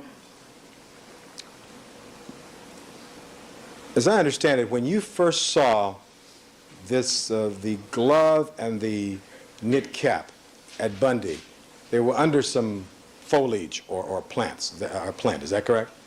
Yes. And have you recently been to Bundy? Have you been there? You were out there with the jury view, were you not? Yes. And that plant that the glove and the knit cap were under appears more full on the photographs than it appeared at the time of the jury view. Would you agree with that? It appeared about the same to me. Perhaps it appeared about the same. Appeared about the same to you? Yes.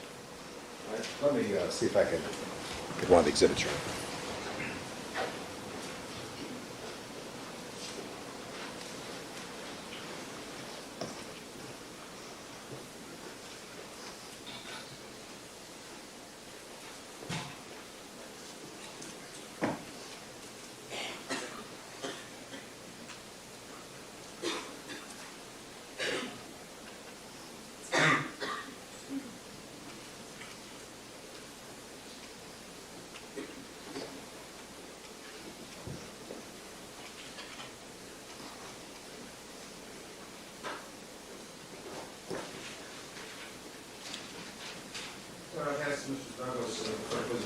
56A on the...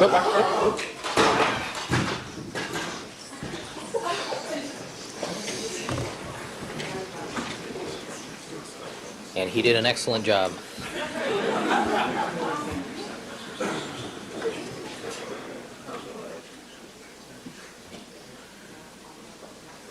You folks are determined to make today exciting.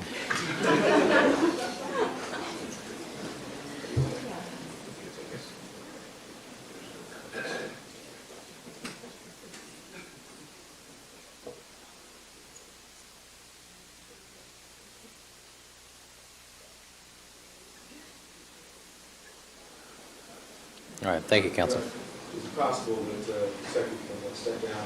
Yes, why don't you take the pointer there, Detective? With regard to 56A, a couple of questions over here. The plant that we're talking about, the foliage that we're talking about, is I guess depicted in 56...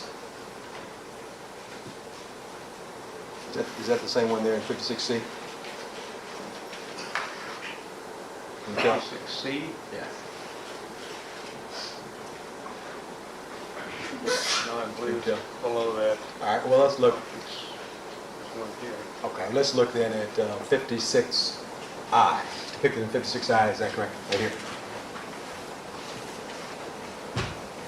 Appears to be, yes.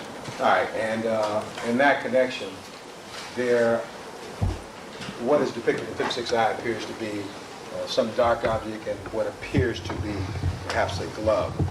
And is this photograph 56I for identification with a 103 mark there on, Your Honor? Is that a fair and accurate portrayal of the way you first saw this cap and glove on that particular day?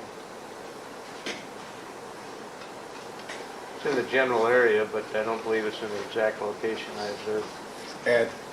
Had this cap and glove at some point been moved that morning? I believe the glove was. And was it moved after Mr. Goldman's body was moved? Yes, I believe so. Did you ever write a report indicating that the glove had been moved at all? No, Were you aware at the time that the glove had been moved? not at the time, no. When did you become aware of it? When the trial started? No, when I observed the photograph with the glove in a different position. When you observed it at a different position, why didn't you write a report at that point? So I don't need to write a report. I have the photographs. But you did not write a report? I didn't observe it being moved. I had no personal knowledge of it being moved. All I have are the photographs, and for my certain purposes, they spoke for themselves. All right, now you tell us the other day that you felt when evidence had been moved, the best procedure would be to try and document that if you could, of how and why it had been moved. Is that a correct statement? And the documentation, in my mind, is the photographs. All right, and they are. The witness could be allowed to resume the witness Well, stand I'm not finished with the for the witness. examination. I'm not finished with this. So with regard to, so that we're clear, with regard to 56I, or 103, there's never a report written about it being moved. Is that right? There's no report. Okay.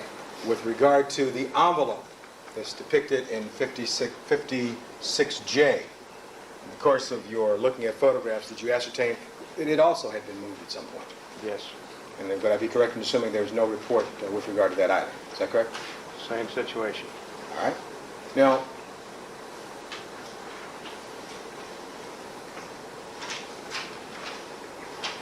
this plant that we were talking about here in 56I, did your testimony that this photograph, 56I, which was taken, I presume, somewhere around June 13th in the early morning hours, is a fair representation of how that plant looked at that time? Is that correct? That's a close-up view of the plant. Perhaps a fair representation would be one from the back, but I would say so. Yeah. Well, we have to This take... is for what we have. Yeah. This is what I have, all right? And so based upon what I have here, is that a fair representation, the way that plant looked? Based upon what you have. All right. Now, when you're out there on that Sunday, the day of the jury view, does that look to you about the same fullness with regard to that plant as you saw that day? Once again, I would like to see a shot a little farther away. Again, it appears to be about the same. Yeah. I think it's about the same. I noticed there's some blood splatters on the, apparently blood splatters on that plant. Did you do any testing on those blood splatters? There were blood spatters everywhere, and not every plant leaf was collected, no. No, that's not what I asked you. I asked you, did you do any testing or have any testing done regarding the blood splatters on this particular plant depicted in 56I? I don't believe that was done. All right, that's all I asked. I mean, well, I got him up here.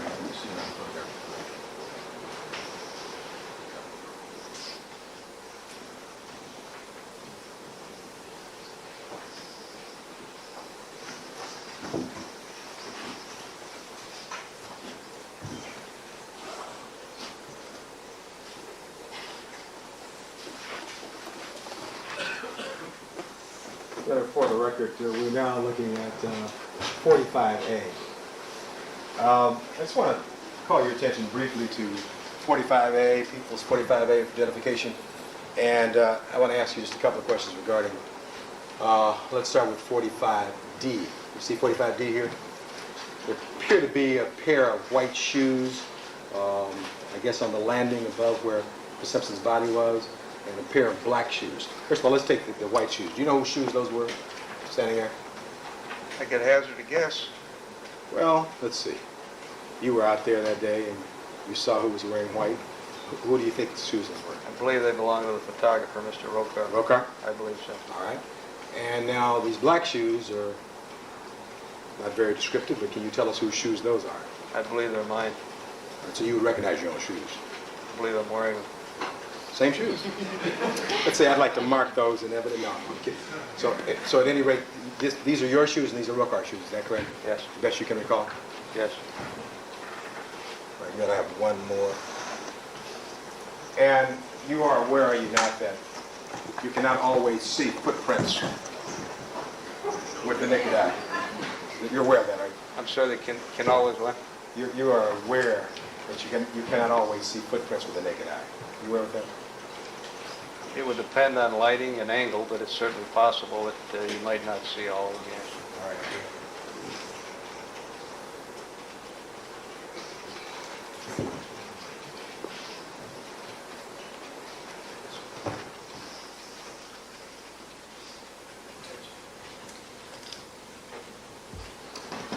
And if I might, we're now referring to 54. People's 54 game. Just want to ask you one question about 54. Do you recognize this shoe standing right here adjacent to the plant we talked about earlier? Recognize that black shoe? It's the same type as I have, but I don't know if that's mine. That's not a police issue shoe, is it? Would not be. All right. So, is that your shoe? As I said, it may be because I have those types of shoes. And so, Your Honor, for the record, we're looking at People's 54-2,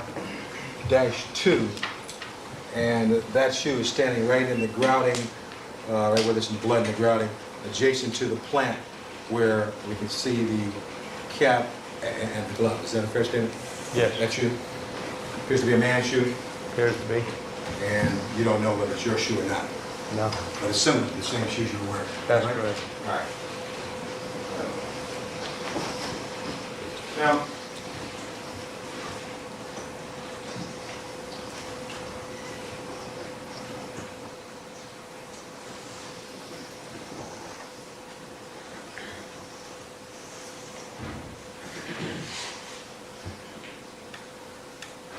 ask some questions about this rear gate.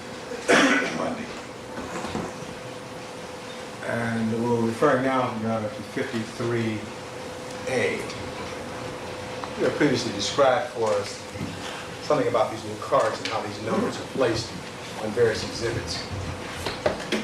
I want you to look first of all at 53B, and I see a 115 and a 116. How are those numbers placed there, if you recall? Those are placed by the criminalist. All right, and the criminalist selects a particular number, then there's a photograph taken of that particular, whatever they're seeking to pick there, is that correct? Yes. And so that we're clear for perspective for the jurors, this 115 and 116, is this the rear gate? Yes. And there's also a 117, is that correct? Yes. Now, in the course of your investigation in this case, there was another 115 and 116 numbers somewhere at that scene, is that correct? I don't know, it may have been. Okay. And I may want to use both of these. Now I want to show you, and I can show you both of them at the same time if you like. Both of them at the same time. You can't go for the record so we're clear. Mr. Douglas is safely holding 53A. So I want you to look at 53A. I want you to look at the numbers. See this 115, 116, 117, which you've told us is the rear gated Bundy. Is that correct? Yes. Now I want you to look at this particular exhibit, which is 48A, etc. And you see this 115 here?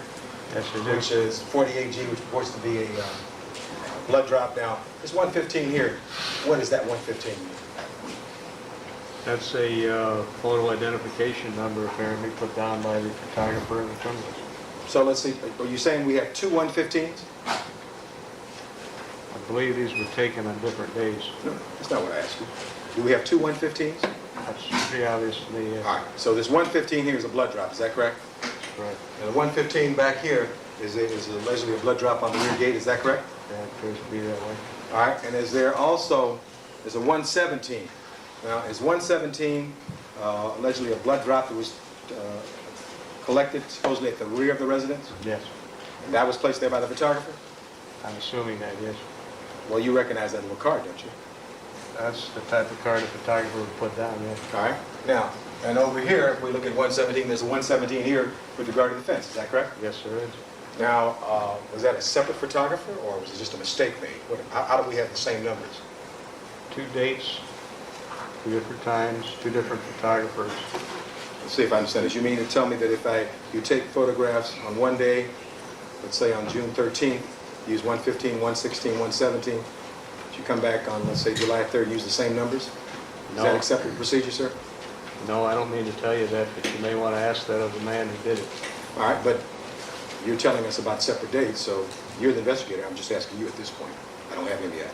So would that be acceptable procedure in Los Angeles Police Well, Department? objection, Your Honor, procedures? he's indicated he doesn't know. I'm going to ask the question. And counsel's continuing to ask questions of this witness, and he has already indicated he doesn't So know. what's the objection, foundation? Foundation, thank you, Your Honor. I'd like to ask a foundational question. The foundational questions. Sir, with regard to how these numbers are given out by the photographer, it's true, is it not, that if one were a photographer, and one used a 115, a 116, and a 117 on June 13th, that in a later date you use sequential numbers, you would start with 118, 119, 120, isn't that correct?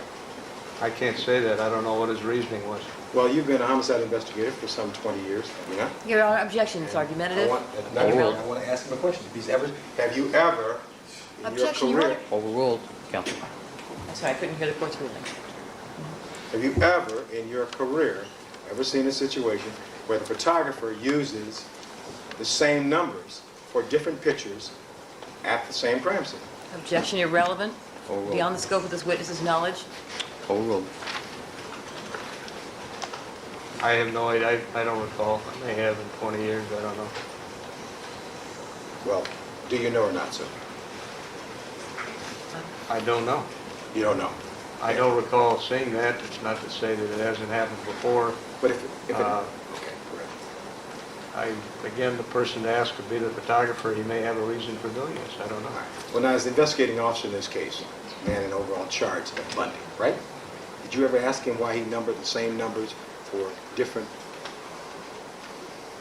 blood drops at the same scene? Did you ever ask him that? I don't believe that ever came up. All right. Well, thank you.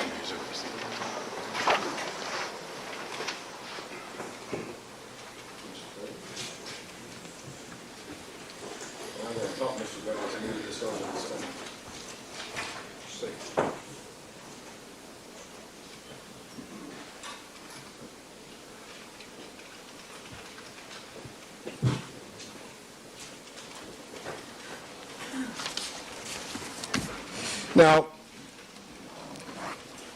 the glove at Bundy that we were looking at under those under that particular plant, was that a right or left-handed glove? Left-handed. And you've had occasion to examine that glove, have you not? You've looked at it? I looked at it briefly at the scene and was told not to touch it by the criminalist. Aside from that, I think the next time I saw it was right here in court. All right, have you ever had occasion to look at that glove and make a determination of whether or not there are any cuts on the finger, outside finger portion of that glove? I did not personally know. You never looked at that? No. As an investigator, did you ever have any interest in looking at that? I would have an interest in the criminalist looking at that and when it was examined. And did the criminal look at it as far as you know? I believe it was examined, yes. And you've seen some reports in that connection, have you not? Yes. And there are no cuts on that left glove, are there? Objection, objection. He knows? Sustained. Sustained. All right, when Ms. Clark showed you that glove, I guess last week here in court, did you look at it then? Yes. Did you see any cuts on the outside of this left glove, left-handed glove, which reportedly found at Bundy? Did you see any? No. Objection, there's no opportunity. Or now, with regard to the eyeglasses in the envelope, may we approach this for a minute on this area? Sure.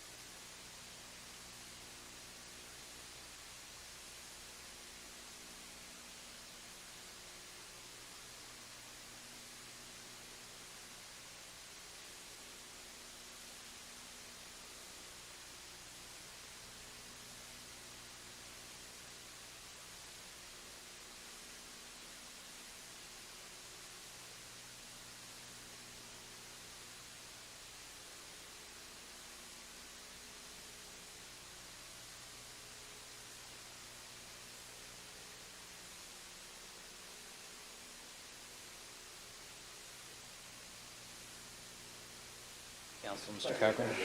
I'd like to place before you exhibit number 32. This purports to be the envelope in a bag inside of plastic that was allegedly found at the Bundy location. Do you recognize that envelope? Yes. And you recall looking at that envelope at some point? Yes. On or about June 13th? Yes. Did you look inside at the eyeglasses at that time?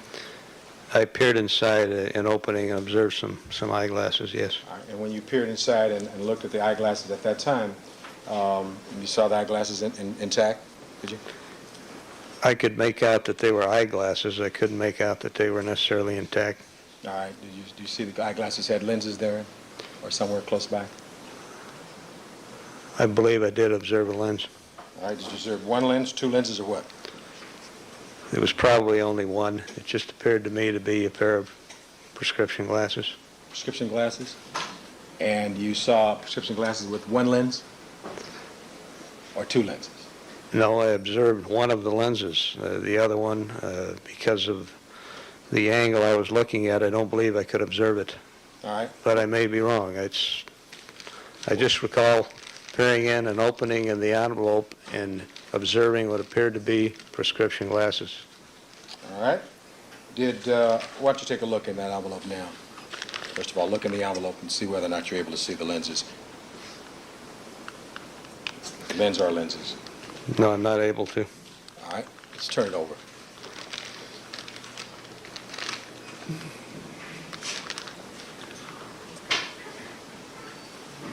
When you turn the container over, the package over, do you see a lens or lenses now? There's one lens in the plastic bag. All right. Look carefully. Do you see another lens there?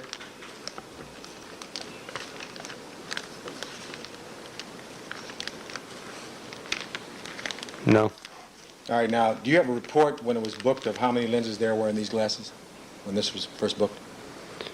The report on the glasses should be contained within the property report when it was booked by the criminalist. All right. Can you take a look at that? You have that here today? Yes. I'll hold this. Can you look at that and tell us whether or not it indicates how many lenses were in these glasses?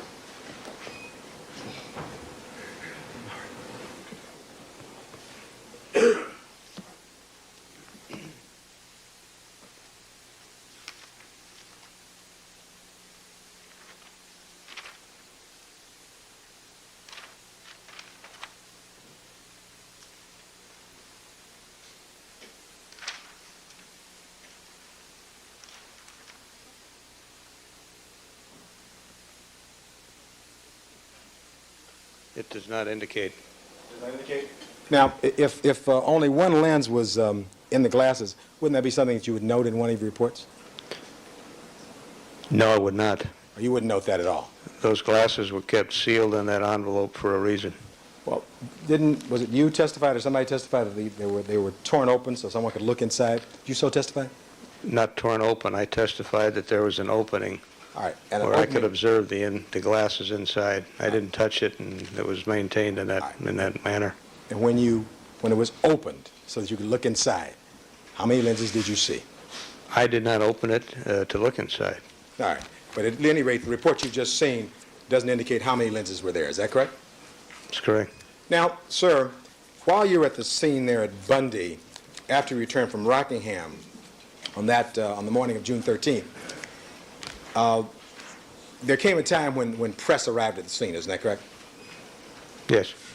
And you saw the press out there, and they were taking video pictures. Did you not see that? Yes. And I now want to, Your Honor, with Your Honor's permission, mark as defendant's next in order a videotape, and I want to ask the officer some questions regarding that videotape. Mr. Harris, what's the next number? 1043. 1043, Your Honor. I believe it's queued up, and I want to ask.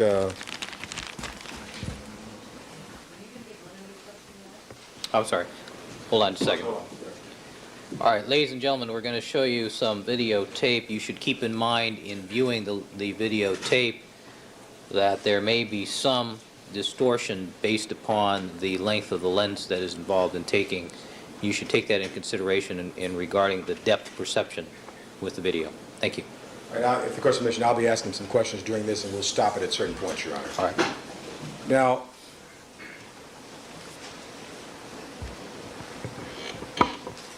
Detective Blaine, can you tell us, stop there please, can you tell us and identify those gentlemen there and tell us where this is taken, where this video is taken from? Yes, I am pictured there to the right. You're the man with no shirt on? That's I'm gonna correct. strike that. You're the man with no jacket on. Well, I was yes. thinking about no hair and it came out wrong. I'm sorry. The man with no Thank you. no Yes. coat on. No jacket. All right. The man with his back to us is Lieutenant John Rogers. Behind him, facing us, is Detective Phillips. Is that Detective Ron Phillips? Yes. There apparently is someone bending over in the street with some kind of a container there with kind of light white shoes. Do you see that person? Yes. Who is that person? I believe that's the coroner's investigator, Ratcliffe. And that's Ms., what's her first name? If you recall. I believe it's Claudine. That's Claudine Ratcliffe. And would this be a scene of her arrival at 875 Bundy? Yes. And as best we can tell, would that be about what time? 9, 10 in the morning on June 13th? Approximately. Now, is there another person in that photograph that you're able to tell us who it is? Not with this view. Okay, well, would you keep looking? So this is about 9, 10 in the morning. Mr. Harris, will you continue, please?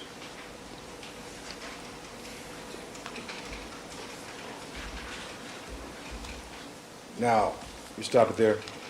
At this point, you apparently are having a conversation with Claudine Ratcliffe, the Yes. coroner's investigator? Yes. Are you describing to her what you have there, is that correct? Yes. And I notice you have a clipboard in your hand at that point, is that correct? Yes. What is that clipboard? What is that? What is it? It's a I mean, clipboard. what do you use it for? Writing on? Okay, and is that part of what you do to write your reports, sir? Yes. All right, did you write some of those reports in that book before you with that kind of clipboard? Yes. All right, may continue, Mr. Harris. All right, now, those two gentlemen there in the front of the residence, is that Lieutenant Rogers to the right? Yes. And is that Ron Phillips, detective, on the left? Yes. Is Rogers your immediate superior? He's a lieutenant He was, yes. at that time? Yes. All right, now, what is depicted in this photograph, sir? This is Detective Phillips on the right of the photo with his back to us. I can't make out the individual. Up at the top? Well, we'll proceed on. See if you can recognize the person up on the landing. Who is that man on the landing without a coat? I'm having a hard time seeing it from here. It's me. Okay. Does that look like you? Yes. All right. 20 questions. That was you. Now, what are we seeing here? Is this the front of the 875 South Bundy? Yes. And that yellow tape running around, is that the perimeter that been placed up? Yes. It was taken down about 3:45 in the afternoon? Yes. All right, now stop it there. Who are the two people up on the landing there? That's me again, and the D is the coroner investigator Ratcliffe. All right, and in the foreground there, out on the sidewalk or whatever, is that Phillips? I believe so. All right, we'll continue. You explain to her what you have there at this point? Yes. All right, do you notice your hands? Do you have anything on your hands at that point? No. You don't have any gloves or anything on, right? No. Now, what's depicted in this photograph? Is that one of the bodies now covered with a sheet? This is looking westerly, and that's looking towards the body of Miss Simpson. All right, and the lady on the left, where we've now stopped it, is that again the coroner's investigator? Yes. All right, we continue on. Are you to the left of her at that point, kind of kneeling down? To the left in this photo, yes. Okay. And are you near, where's the body of Miss Nicole Brown Simpson in this particular photograph, so we'll know? That would be in front of us towards this direction. All right, in front of us to the east, right? Yes. All right. Now, I notice now a vehicle is coming up, it says L.A. County Coroner on it. You recall that a vehicle arriving that morning? Yes. And is that the vehicle driven by Ms. Ratcliffe's assistant, Mr. Jacopo? Yes. And he arrived at about what time that morning, if you recall? We were shortly after her, shortly after Ratcliffe, perhaps 10, 15 minutes. And the man there in the blue with coroner written on the back of his jumpsuit, that's Mr. Jacopo? Yes.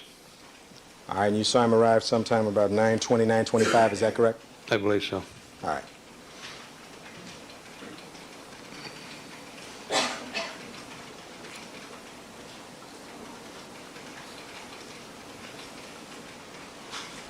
Now, when he arrives at the scene, he stops apparently to talk to some particular officer.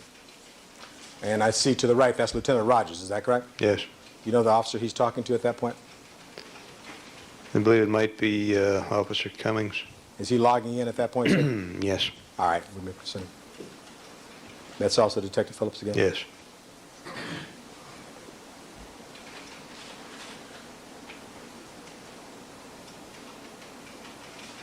Is that Ms. Reckloff again? Yes. That's the front of the Bundy residence again? Yes.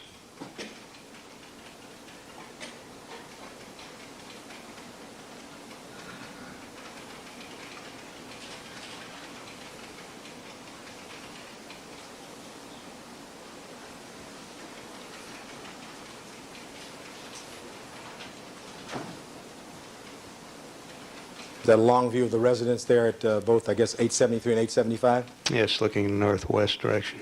All right, now, at this point, there are two men there. We'll stop it. Is that you talking with Lieutenant Rogers? Yes. Okay. If you know it, the body's been moved sequentially at this point? I don't believe so. All right. Continue on.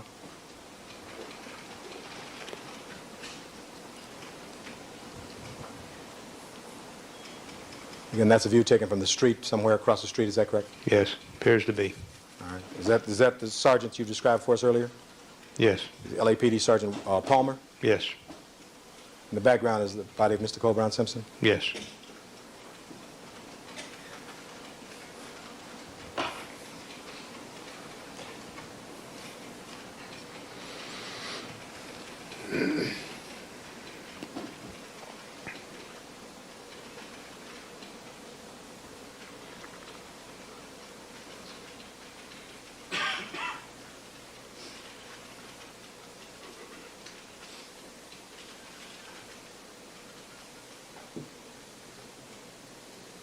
Now, there's somebody who just stepped down. Apparently, you're stepping over something. Is that over Mr. Nicole Brown Simpson's body? Yes, it is. Now, do you notice something? Do you have something on your hands now? Yes, I'm wearing plastic rubberized gloves. All right, where'd you get those gloves from, if you know? I carry them with me. All right, and just refresh your recollection that you were wearing some gloves at some point that day? Yes, All right, you're stepping over where the body's still in place there, is that correct? that's correct. The coroner's not moved the body yet. That's correct. All right, and, all right, we'll move it on. Now, stop it there. I noticed that up on that landing, the two coroner's representatives were standing there, is that correct? Yes, Do you see the shoes of Miss Ratcliffe? yes, And to her left, or east of her, the gentleman, Mr. Jacopo, apparently has his left foot resting on the railing there, is that correct? You see that? looks to be the foot is on the wall. I don't All right, know if it's on the railing. Let's show it on, maybe we can see it clearer. Left foot is resting on something, right? Yes, appears to be. All right. See there? Now Yes, stop there. yes, I do. Where's his foot resting on? It went from the wall to the railing. All right, so, all right. Now you're bending down. Are you taking some kind of measurements at that point? Yes, And they're standing there at that point above you, is that correct? yes, All right, and you're about to step into the area where Mr. Goldman's body was found? that's correct. Now, you had no coverings on your shoes at that point, did you? That's correct.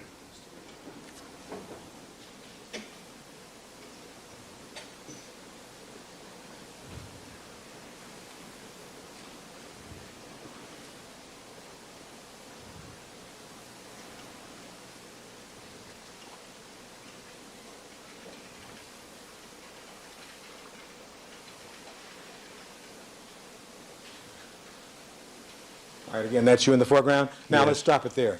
There's a gentleman we've been talking about with a kind of a white jacket on with white hair. Who is that individual? It's Mr. Rokar, the photographer. And he's a gentleman who took a lot of these photographs here. Yes. He's the man we have to ask the questions about why we have duplicate numbers. Same guy?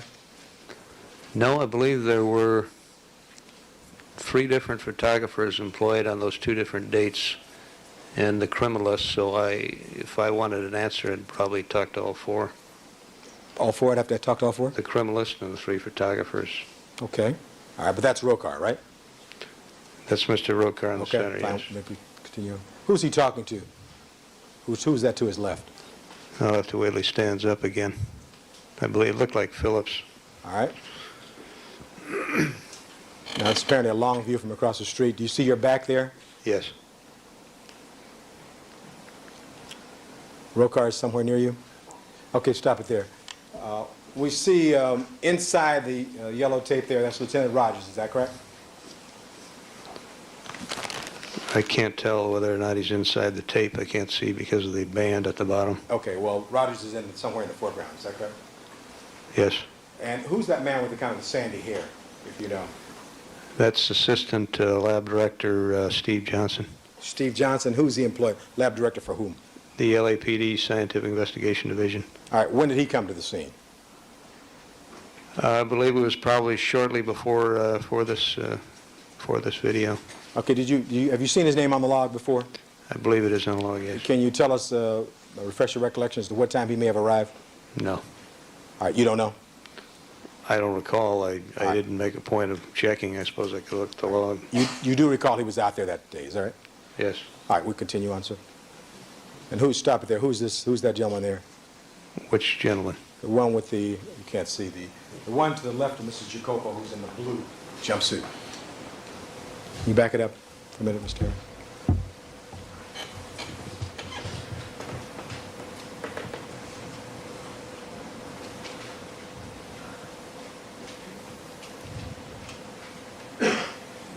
Do you recall who that was at that point? The one below the No. man with the... Can you look up? And I'll show you. The one right there, one right behind Jacopo from the coroner's office, that gentleman. Okay. Okay, I'm not sure it'll help you from this angle. You tell us who that is. Ms. Rogers, Steve Johnson, who that is? No. All right, you may resume your seat. Thank you. Mr. Harris, please continue. At this point, is this the plastic sheet that you were talking to us about, Yes. which Ms. Nicole Brown Simpson was placed on her back as much as possible in a supine position? Is that correct? Well, she was placed on the plastic. She was in full rigor mortis, so that couldn't be a complete supine position. I said as much as possible in a supine position, sir, as opposed to being lying Well, face she was down. placed on it. I don't know what you mean by as much as possible. Well, due to the rigor that you've described for us. All right, stop there. Now, you recognize the people in this photograph, do you not? Yes, there's myself, and The man in the dark suit is whom? I believe it's Phillips, All right, and to his left is whom? and that's Rokar. And in the foreground here, do you know who this is?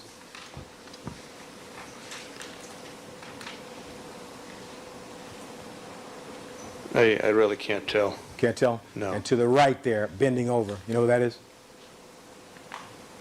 Isn't that Miss... I can't see, but it possibly is Ratcliffe. Miss Ratcliffe? All right, continue, please, Mr. Harris.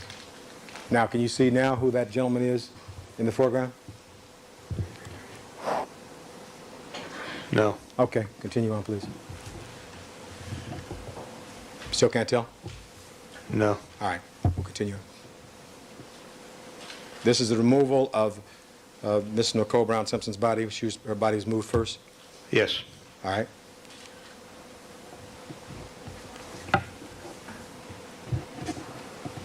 Now, again, is that you in and around the scene where the body was?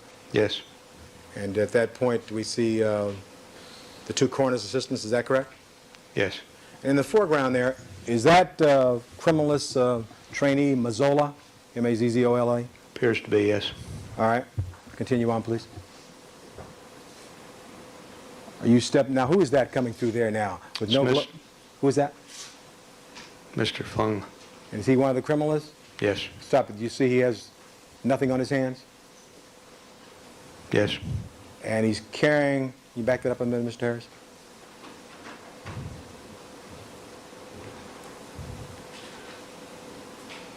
Stop it there.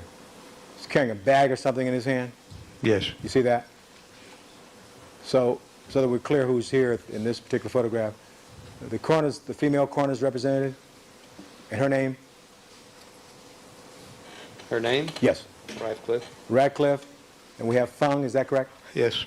Okay, in the foreground we have Jacopo. Yes.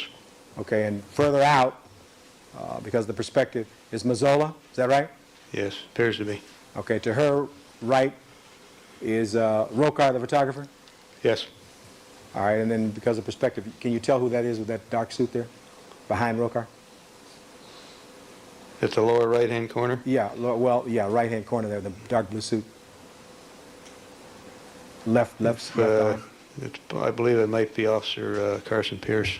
Carson Pierce? Yes. Perhaps we'll see another photograph. Continue, Mr. Harris, please, sir. Now, can you see that person with the sandy hair? That's Steve Johnson, though? Yes. Steve Johnson? Yes. Who's that man there? In the That's foreground? Detective Tippin. Mr. Tippin, he's one of the ones who took the statements that you told us about earlier, T-I-P-P-I-N? He's one of the detectives who went to the Goldman residence. All right. Tippin and Carr? Yes. All right, sir. Is this Mr. Goldman's body this time, is that correct, sir? Yes, He's already been moved out from the small area? that's correct. All right, now stop it right there, Mr. Harris. This man over the left who was kind of rubbing his brow a moment ago, is that the criminalist, Mr. Fung? Yes, he's on the left. You notice he still doesn't have any gloves on? You notice that? He doesn't appear to. All right. And again, you previously described the individual. Is that you pointing? Yes. All right. Continue, Mr. Harris, please.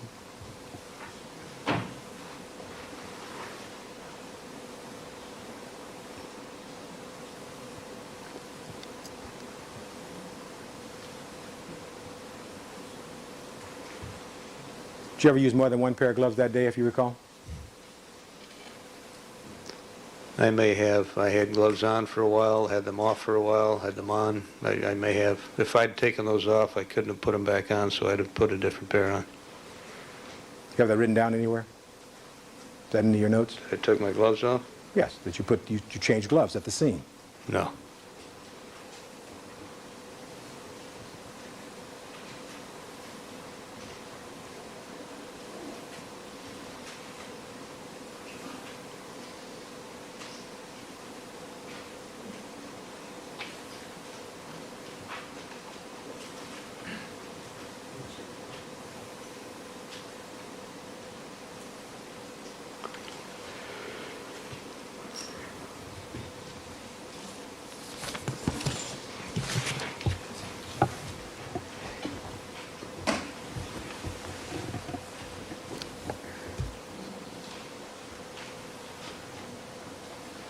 I think that's it.